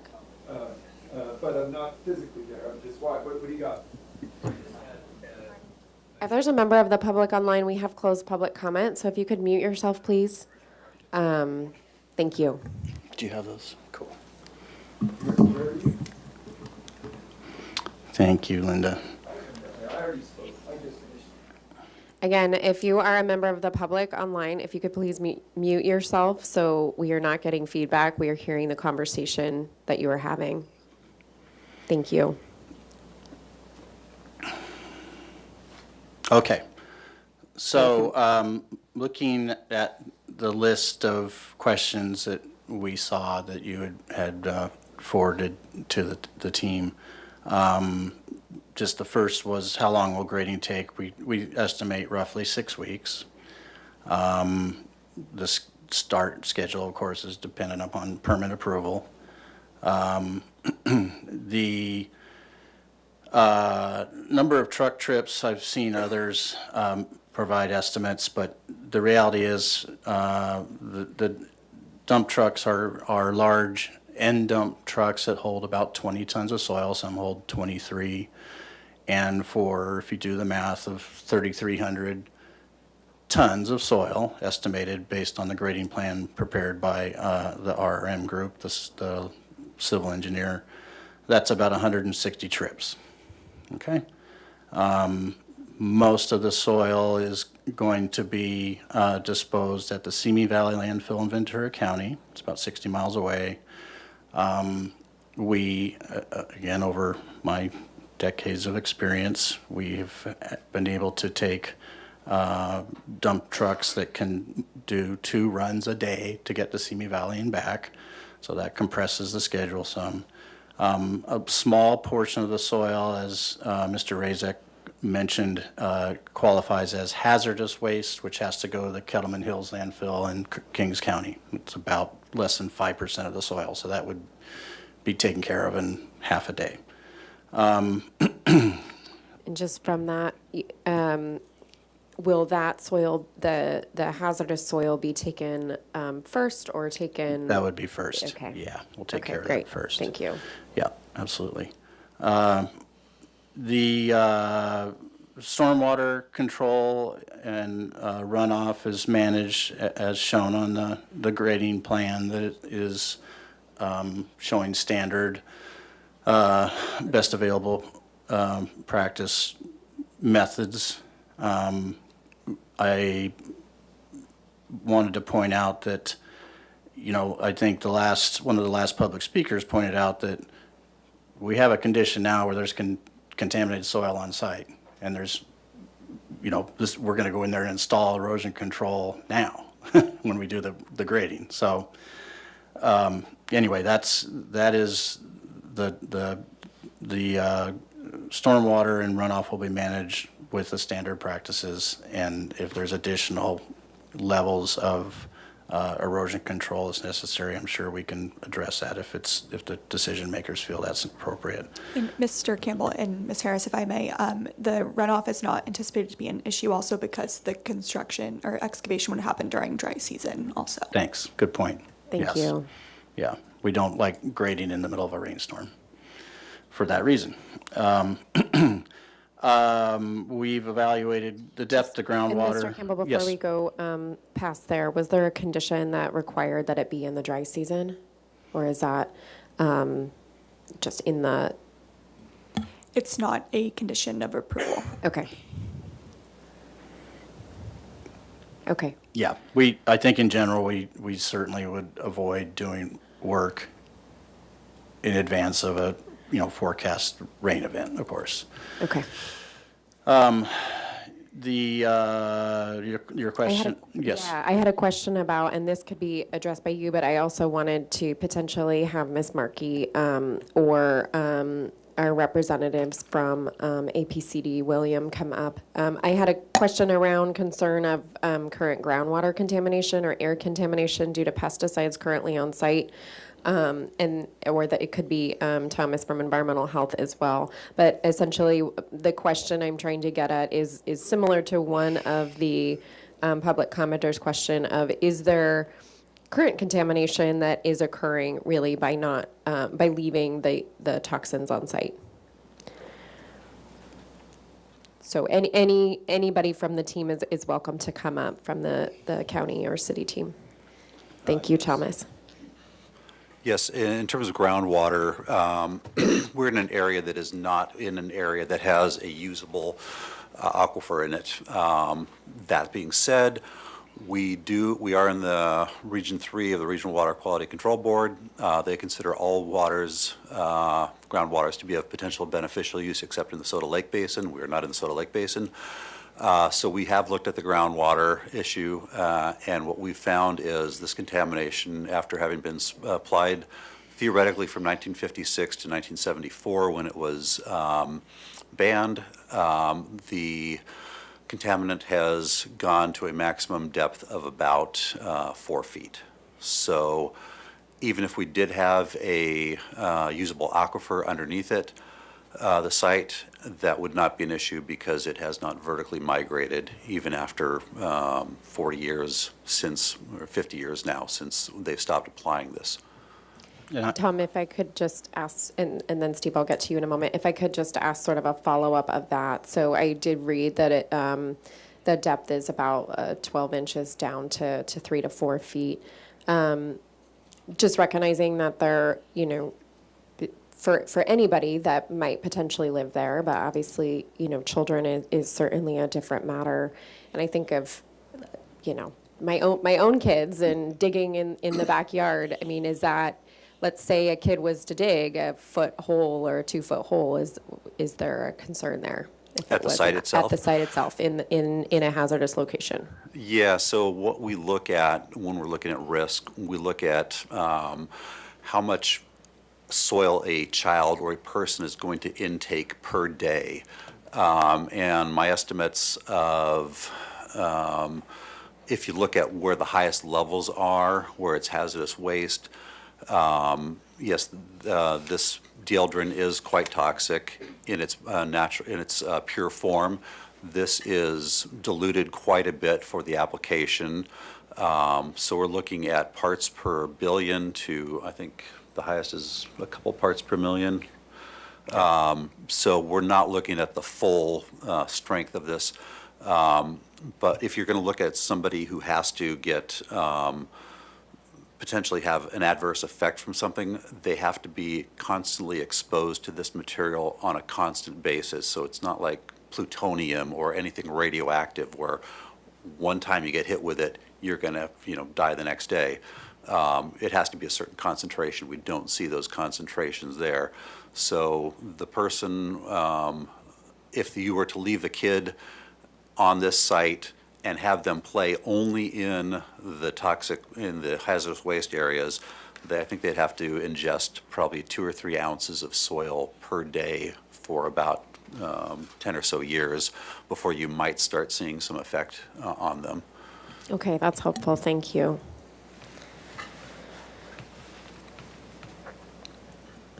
Just going sort of down through my questions. Sure. What about air contamination due to pesticides currently on site? Is there any air contamination that exists currently? I was just going to add to the groundwater question, Yes, which sure, please. groundwater is about 100 feet below ground surface in this area, so it's way. And then as far as existing air contamination due to pesticides, the pesticide is not a volatile contaminant, chemical. Actually, it is slightly volatile. Dieldrin? Yeah, it's got a very high. Okay. It's got. You would have to basically have the pure material and basically have your head over a bucket of it to have any effect of it. But in terms of the volatilization, it would be negligible in terms of this material getting up into the air.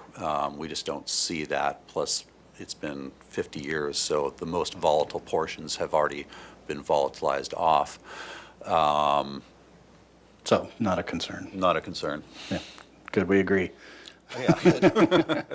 There also is the issue, though, of particulates. So you do have whatever doesn't volatilize is trapped on soil particles. So on a very windy day, if it was very dry soil where there was no vegetation to hold it down, theoretically you could get some dispersion of it, theoretically. But again, it has to do with the amount of mass of contamination that's there, and you don't really. Sorry, I was told there'd be water here, and I was I'm sorry. getting over a cold. Yes, there is theoretical for the dispersion. Unfortunately, if you look at this area, the problem that we have with this area is in looking at, it was Hope Ranch. It was a ranch. I've got aerial photos dating back from 1938 where you can see the whole area was used as, Can you take a look? yeah, the whole area was used as farmland.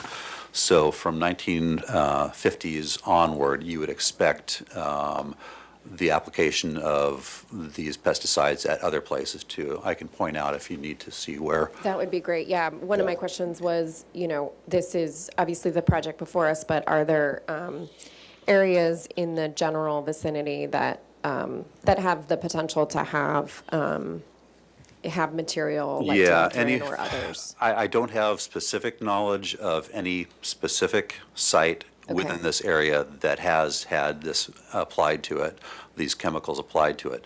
However, my experience is, and staff can back me up, whenever we have a planning project that is in an area, they send me stuff to look at and review. I do a quick review. I'll look at aerial photos, use my general knowledge. Any place that used to be a orchard or any type of agricultural has a potential, not saying that it does, but it does have the potential to have these chemicals have been applied to them from the 1950s through the 1970s. So if we see anything that has been agricultural from 1930s onward, we would then want to actually have them as part of the redevelopment take a look at that. And I think that's what actually started this to begin with. That's helpful, thank you. Yeah. And just to follow up to that for, any members of the public listening, or, if somebody wanted to test their soil or get a sense for if there were any chemicals on their property, how would they go about doing that, or what would the process be? They would have to contract with a professional geologist or certified civil engineer that had experience in this. Unfortunately, there's nothing we don't have any program of testing soils, but we don't go looking for problems. But if it's brought to our attention, then we would make recommendations before redeveloping to have this site tested. And usually it's fairly easy to do. Great, that's helpful, thank you. And, I think the owners addressed this, but I'm going to have the owners come up, if you want to come up to the podium, actually for the next one, for this one. So my next question is around when the property was acquired generally and what the future plans are. It sounded like there were 3 families that were going to be living there. I want to recognize that this project is solely for the remediation of the site, but hoping that you can elaborate on sort of your future plans. And sounds like you'll be living on the site with 2 other families. And just wanted to know, is that, are you going to be subdividing at that level? Are you planning to have potentially more properties, or your property divided up further beyond the 3 families? To answer that directly, we don't. Just the three parcels, and with 3 houses, we may do granny flats, but beyond that, the 3 families and the 3 parcels. Okay, great. Thank you very much. If I may follow up on that. Yes. We did take a look at them subdividing this large parcel into 3. So we looked at the risk both after remediation of not only the whole parcel as a whole, but each individual parcel. And we came up with our remediation plan that we approved, that Steve came up with, would in fact be protective of human health and the environment for all 3 parcels as a whole, and then all 3 parcels individually. Oh, thank you so much. Oh, I love you. Do you want me to talk while you drink? Yeah, could you? So we did look at both the effects of what it would be on each parcel as they're proposing to subdivide them. We do assume that that's going to happen in the future, and so we wanted to make sure that we did look at that both in terms of on a whole and as a parcel by parcel basis. Okay, great. That's really helpful. This one probably for Ms. Ernest. Can you just describe, if I was to move forward with approving the project today, what would be the last appeal step, or what would the appeal process be, and then the last appeal step that could be taken? Thank you, Ms. Harris. The SHO's decision today is appealable to the Planning Commission, and if the planning decision Planning Commission's decision on the appeal would also be appealable to the City Council, and the City Council's decision would be final. Great, thank you. Okay, and then let's see, my other question was asked. It sounds like we don't have a knowledge of history of soil contamination necessarily in the general vicinity. Are there any other flower farms or other agricultural farms that existed in the area back at the time of the orchid farm that existed on this property? In review of aerial photos, it does appear there's been agricultural use surrounding or in this site dating back to the 1930s. And if you want to speak to that. Yes, I do have aerial photos. So here's 1938, where you can see, here's the parcel right here, and you can see where Mr. Berry's house, because I believe the house has been there since for 100 years. So that is a good reference point. But here is, you can see agricultural use all throughout there. In 1953, we see that we were getting a little bit more, and then in 1956. Ms. Harris, if you lay it flat, we have City TV. Yes, thank you so much. That is really helpful. Let me make some space here. Whoop. Where are we going? Over here? All right. Let me move these items. Give me one moment. Okay, so City TV, if you want to zoom in there to the 1938 picture. Yeah, so you can see over in this area. Yeah, over in this area, here's where City Mr. TV, able, thank you. We can use Mr. Berry's residence as a reference point because it has been there for 100 years. There's the old Cliff Drive over here, I believe. Royal Borough Beach there, Las Positas over here. And here is the area that we're looking at in 1950. Can I see the next one? 1953. Sorry. Yeah. 1953, we see a little bit more row crops there, so quite a bit of agricultural use over there. We see that this area has not actually been used recently. Then if you go to 56, There we see a lot of, there's where the orchid farm starts in. It starts off with a small area here, but we also have other grow houses over here with these large areas. So there is quite a bit of agricultural use there. And again, we see the row crops around here. And I believe this is where the organic farm is. So you can see that it's right next to that area. 1967, we now get it's starting to become more residential. And again, we see quite a bit of row crop over in this area, and then going more towards the grow houses, as we can see here. And here's the site here, which has got quite a bit of, like almost 100% grow house, shade houses. 1975, very similar, but again, it's getting more residential. Then we look at 1995. And we can see quite a bit more residential. Here's the site in question. 2001, it's pretty much now down to having this where the organic farm is here, and then the grow house here. And then finally in, here we are at the present time, and you can see that we do have, I believe this is where the organic farm is here. But as you can see, all the grow houses have now been removed, and it's starting to overgrow with native vegetation and invasive species. Great, thank you. That was really helpful. Really appreciate it. Oh, thank you. Sure.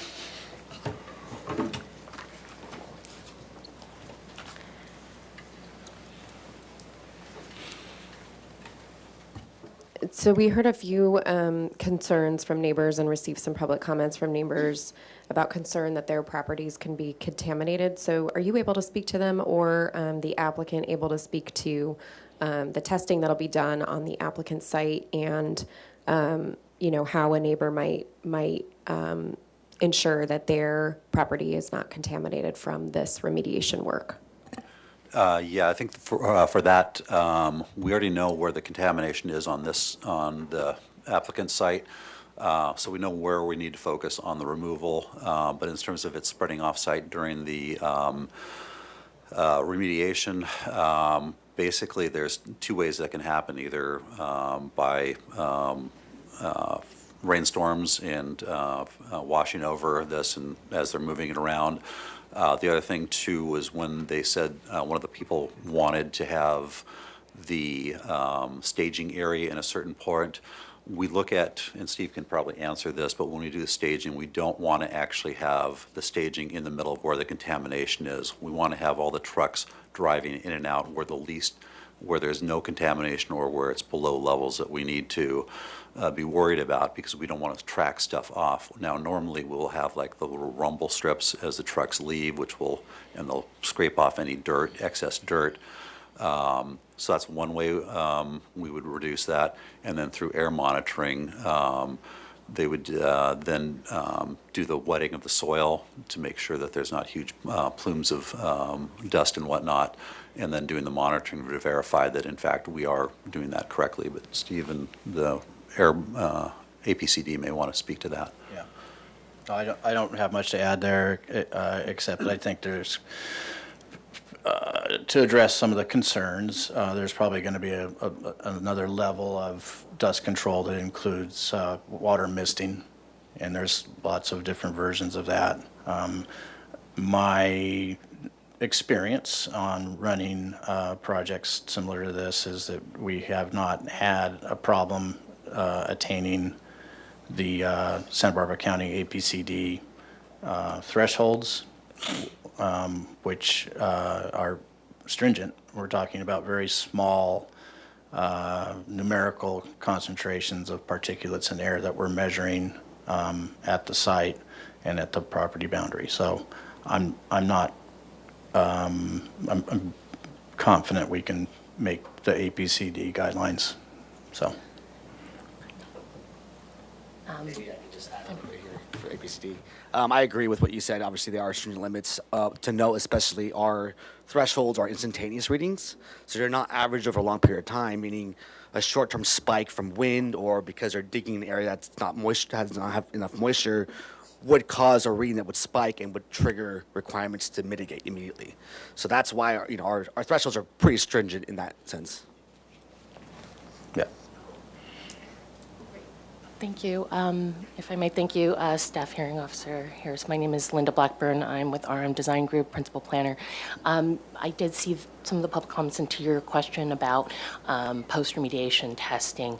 As Thomas pointed out, there is no identification until something is proposed on adjacent properties, whether there's an existing hazardous material. So doing a post-remediation testing may not be appropriate because we don't know the original conditions of the site. There may already be contamination on other sites, and so doing that post-remediative testing would not necessarily demonstrate that it comes from this site in particular. Same as with the volatilization and the air quality, as Tom has mentioned and APCD is here, if there is not vegetation and it could just be easily go into the air by with the dust and the wind, again, from other sites. So the applicants, as they've mentioned, have gone above and beyond, but as far as the post-remediative testing, it just does not seem appropriate because it wouldn't be able to be tied to this work. Thank you. Thank you, Ms. Blackburn. There was a comment about the neighboring organic farm that came in, I believe, both in public comment prior to hearing, and then one of the public commenters mentioned it. Was there any conversation with the agricultural commissioner to see if anything should be done to make sure that that organic status is protected, or if this would have any impact on that organic status? Yes, thank you, Ms. Harris. I did speak with someone from the Ag Commissioner's office, and there are different requirements for organic certifications depending if it's commercial produce that is sold versus produce that is donated. And they were unclear on the specifics of the Bucket Brigade and their specific certification. However, with implementation of the plan approved by EHS and conditions of the permit to operate issued by APCD, there's no anticipated impacts to the neighboring farm. Okay, great.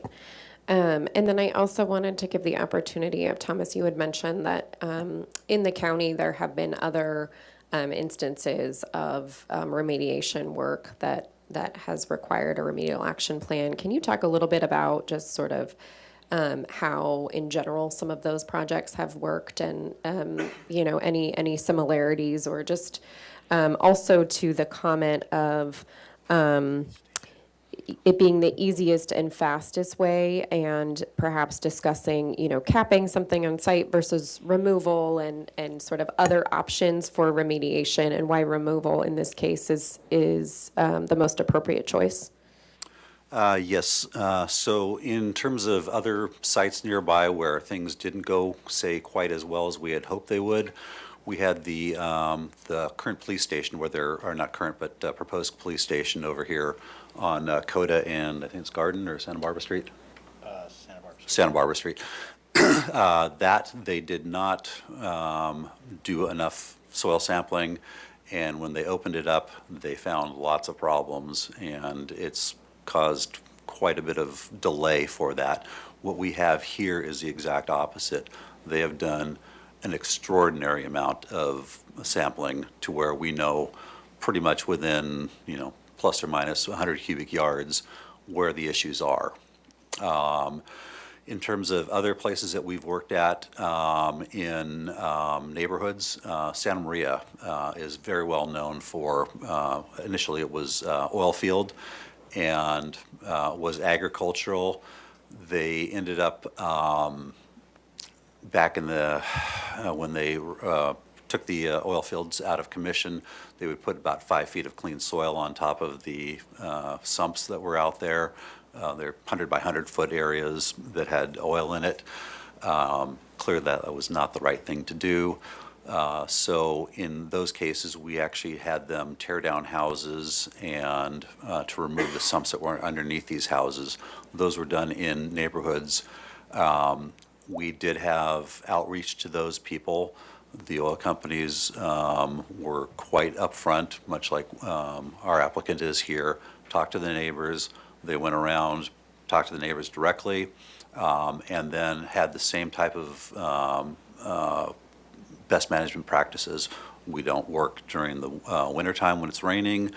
They had air monitoring that would show what's going on, that we were at the property line, there was no issues. Now with that, we do have a highly volatile constituent with the oil. Then they'd have often put diesel fuel in there to thin the oil out, so the chance of it being volatile and smelling and the neighbor smelling it would be much higher. So what they did in that case was they put misters around the whole perimeter of the site with odor suppressants in there, and everyone was pretty happy. If we got a complaint, we addressed it immediately. So let's see. And could you talk a little bit about if there was a complaint, during construction, how would that process work? How would a neighbor file a complaint or have an issue if if there was an odor issue or other issue? What would a neighbor do? Yeah, they could call me directly, and then I would then call Steve, who would be the geologist in charge, or they could call Air Pollution Control District if it's an odor complaint, and we have the ability to stop the work immediately if we have a problem. The other question people asked was, what happens if this truckload crashes? And how would this affect things? Well, this is soil, so the contamination is, you can pretty much see the offending soil. So what we would do then is basically you scoop it up and put it into a new truck. Very easy to clean up. We actually had that happen with one of our trucks when they're cleaning up at the Air Hercules gas plant. They were removing PCBs and soil, which are another one of those forever chemicals, and it was making a turnaround to go to the landfill on Mariposa Riena and made the turn too tight. The truck fell over. Within a few hours, they had a spill response company come out there, basically did all the cleanup, and you couldn't tell that there was something there within 6 hours. Great, thank you. I just want to add from the Air District, obviously if there are issues, you can call our complaint line or go on our website and file a complaint, and we will address that issue. Our permit does have a nuisance condition, obviously that can occur, and obviously the source needs to mitigate any impacts, and that would be one way to address if there's any concerns. Great, thank you. I think you addressed it, but just the comment that was around why not have the staging area closer to the northwest corner where Braemar and Seacliff is located, my understanding is because that you want to have it as far away as possible from the most hazardous waste area. Is that correct? Or Yes, and Steve could probably talk to this more after I've talked, but you basically do not want to have the trucks driving through contaminated soil. So you keep it in one area, you move everything over there. You have the rumble strips, and you clean off and you got the guys with the brooms and whatnot to make sure that the dust is being taken care of.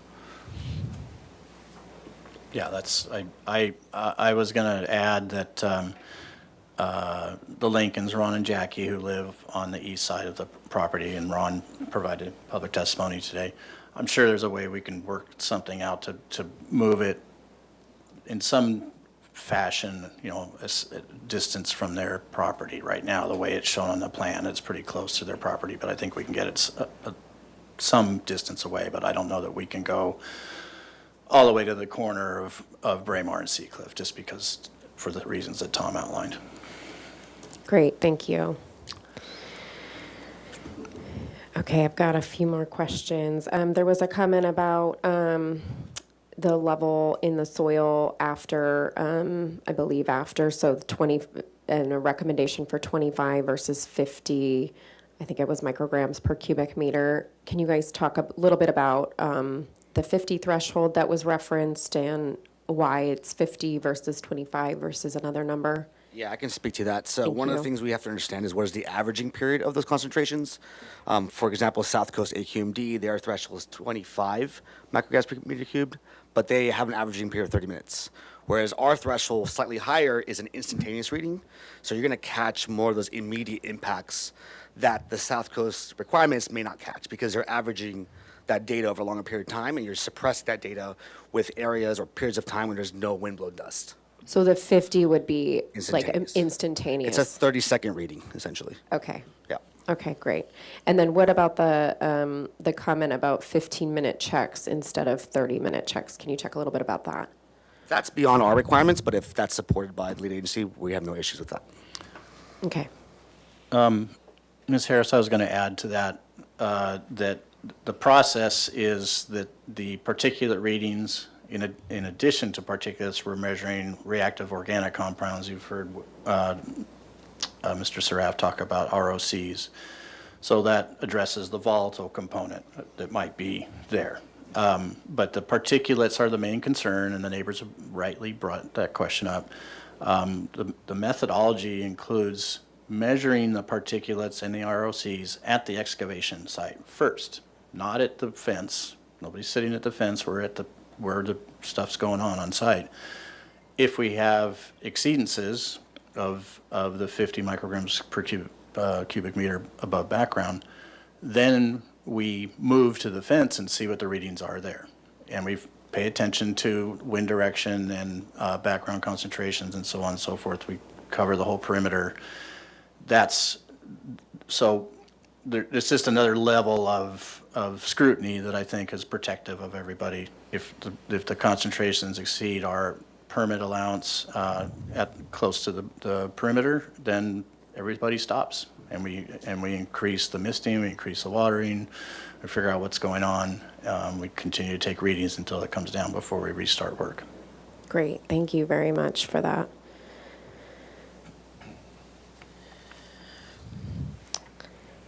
Let's see. I had a question about the cost estimate. I understand it was reviewed by staff and just wanted to have clarification on whether it was under the $1 million threshold. I'll let Mr. Campbell speak to that since he prepared it. Great, thank you. Yes. Okay. And I'm happy to provide any backup information on that, and I know that that's a dispute, but In your professional opinion, it is an accurate cost estimate under $1 million. Yes, and I was under the gun for my clients to have an accurate estimate because they want to know what they're getting into, so Yeah, yes. understood. Thank you very much. Ms. Markey, if you don't mind, I have a couple questions for you.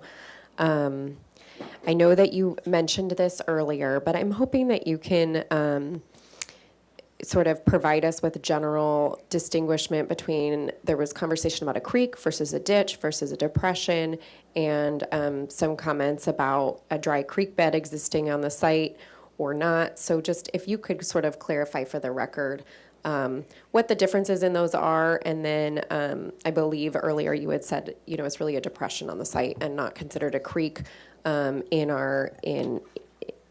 the definition per the municipal code and coastal policy. Sure. I don't know if this will help, but there's another definition in our code in Title 14 for a water course. Great. And a water course is basically anything that's tributary to a state water. And so a ditch on the side of the road is considered a water course from the standpoint of enforcement of illicit discharges in our code. And so this would meet that definition. The definition for a creek has to have a bed and a bank and a natural, formation related to creek habitats and those wetland resources that they provide. I did not actually go on the site visit, just to be clear. One of our staff did, and from those photos, I did go out at one point and take some of those photos actually, but the actual site visit with the applicant where they were able to go on the whole site, I was not there for. But essentially it appears that it's just runoff from the adjacent roadway accumulating on the side of the road and then creating, as that water moves, more of what we would consider a drainage depression or drainage ditch. Great, thank you so much. I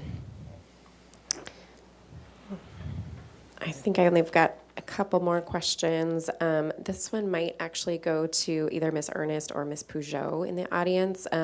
Hoping that you can just talk a little bit about the exemption for the project and why we went, why the staff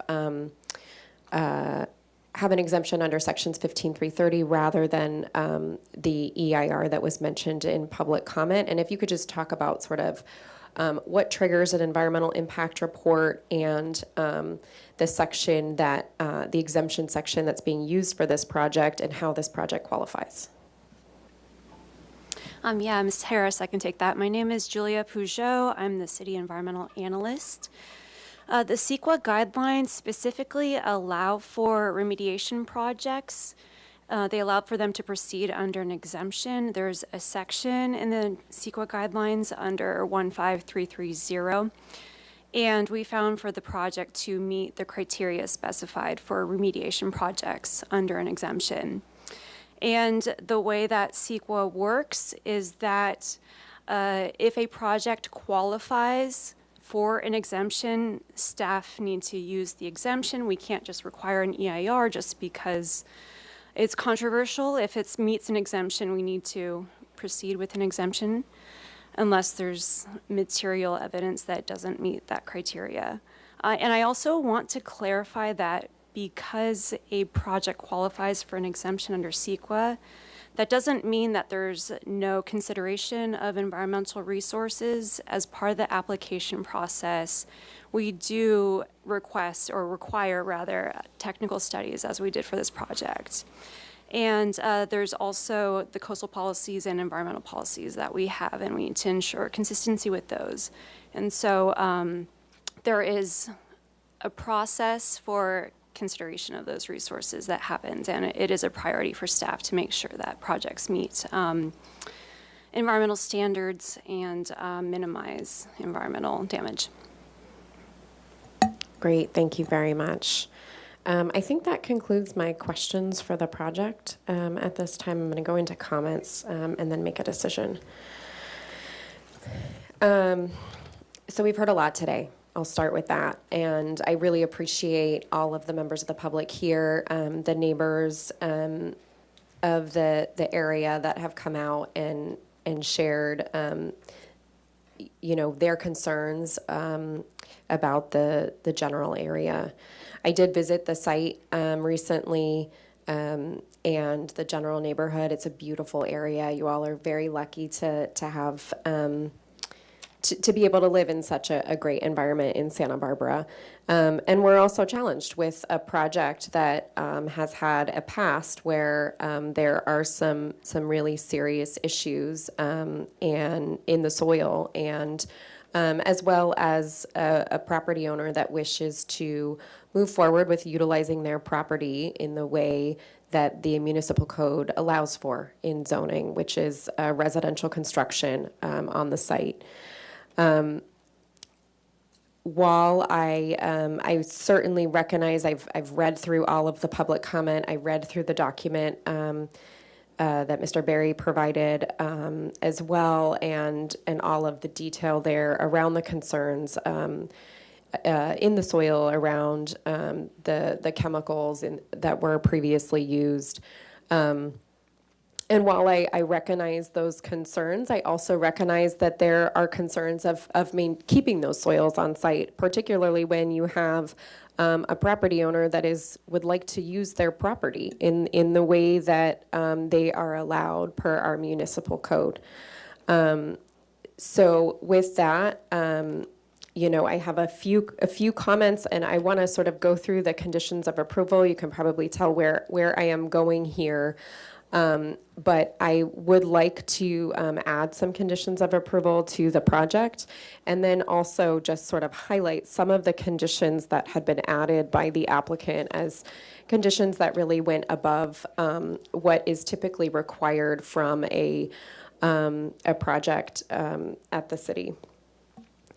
So I'm going to just, and I want to make sure first that the applicant is in agreement of the proposed conditions of approval that are in the staff report. So there are a number of different measures. I certainly encourage the community members concerned about the project to take a look at all of these conditions of approval. One of the conditions that I wanted to add was around the dry season conversation that we had about ensuring that this work occurs during the dry season. and is not occurring in the winter months. Staff, is that something that you are comfortable with adding to the project?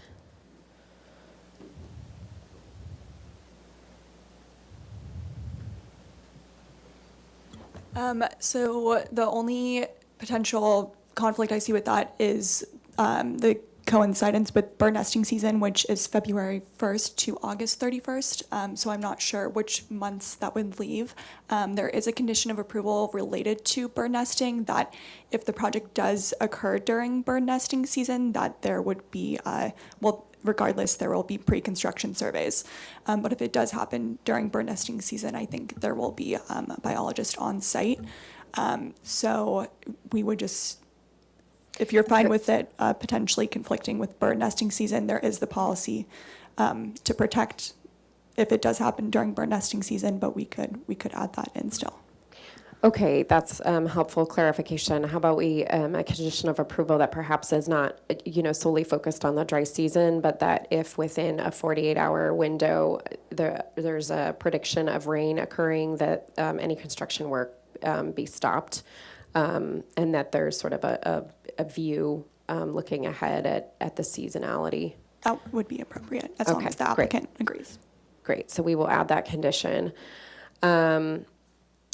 Another condition I would like to add, but would like to check with staff as well, is a condition that would require that the particularly hazardous soil be removed from the site first, and that the applicant notify any interested parties, so any interested neighbors, at least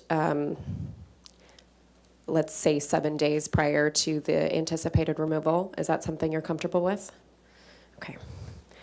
And if I can confirm, Yes. EHS, do you see any issues with? Okay.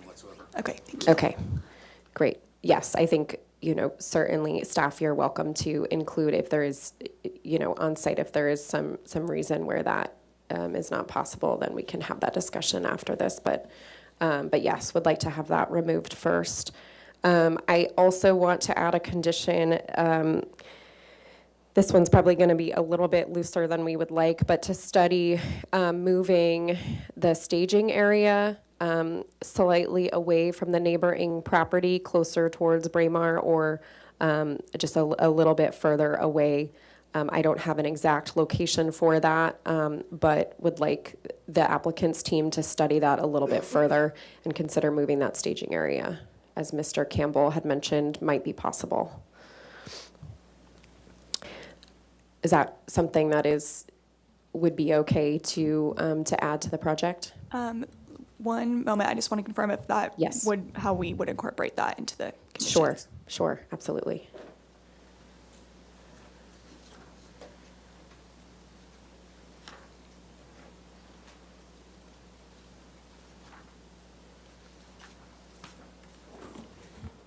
Yes, thank you, Ms. Harris. That would just be a new condition to find a location farther away from that corner of the property. And perhaps I'd add that that location is reviewed by Environmental Health Services in Campbell. Perfect. You said it better than me. That's great, Ms. Ernest. Thank you. And then I also wanted to, perhaps this is a conversation with APCD as well, but about the readings, about the 15-minute checks versus 30-minute checks, and wanted to just kind of hear about that again. And I am considering a condition of approval that would require that. Yeah, we would have no issue with the agency doing that. Okay. That's the law requirements, but that's fine with us. And from the applicant team, are you comfortable with that requirement? Sorry, we were just chatting, sorry. Oh. I was trying to solve one problem. So I am asking about potentially putting a condition of approval to require 15-minute checks instead of the 30-minute checks. So it does go above the APCD requirements, but is, as we heard, some concerns, wanting to understand if that's something that the applicant would be comfortable doing. Yes, okay. Okay, great. So I will be adding those 4 conditions. Bisco, could you please change the screen? It should be, I'm not seeing it on my screen, but okay. So I'm seeing the audience actually on my screen. I don't know if that's city TV or otherwise, but just want to, so it would,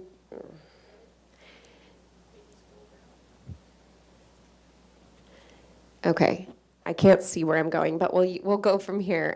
So with that, I'm going to go ahead and approve the project, subject to the conditions of approval that I listed. Also, because of the findings identified in the staff report, and I'm going to go ahead and read some of those findings into the record as well. So I find for environmental review that the determination of the exemption is appropriate under section 15.330, which is the minor actions to prevent, minimize, stabilize, mitigate, or eliminate the release or threat of release of hazardous waste or hazardous substances under CEQA, and really appreciate staff for providing additional detail around the exemption there. I also am going to make the recommended findings for the coastal development permit. The project is consistent with the policies of the California Coastal Act related to biological resources, scenic resources, and visual quality, water quality, and hazards, as described in the staff report. And the project is consistent with the applicable policies of the city's local coastal plan, implementing guidelines and applicable provisions of the code related to biological resources, scenic resources, and visual quality, water quality, and hazards as described in the staff report. My approval is subject to the conditions of approval that are identified in Exhibit A.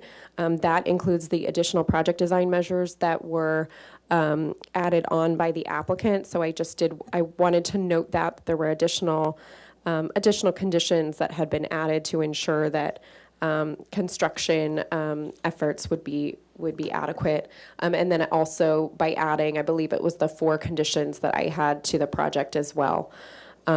My decision, let's go back.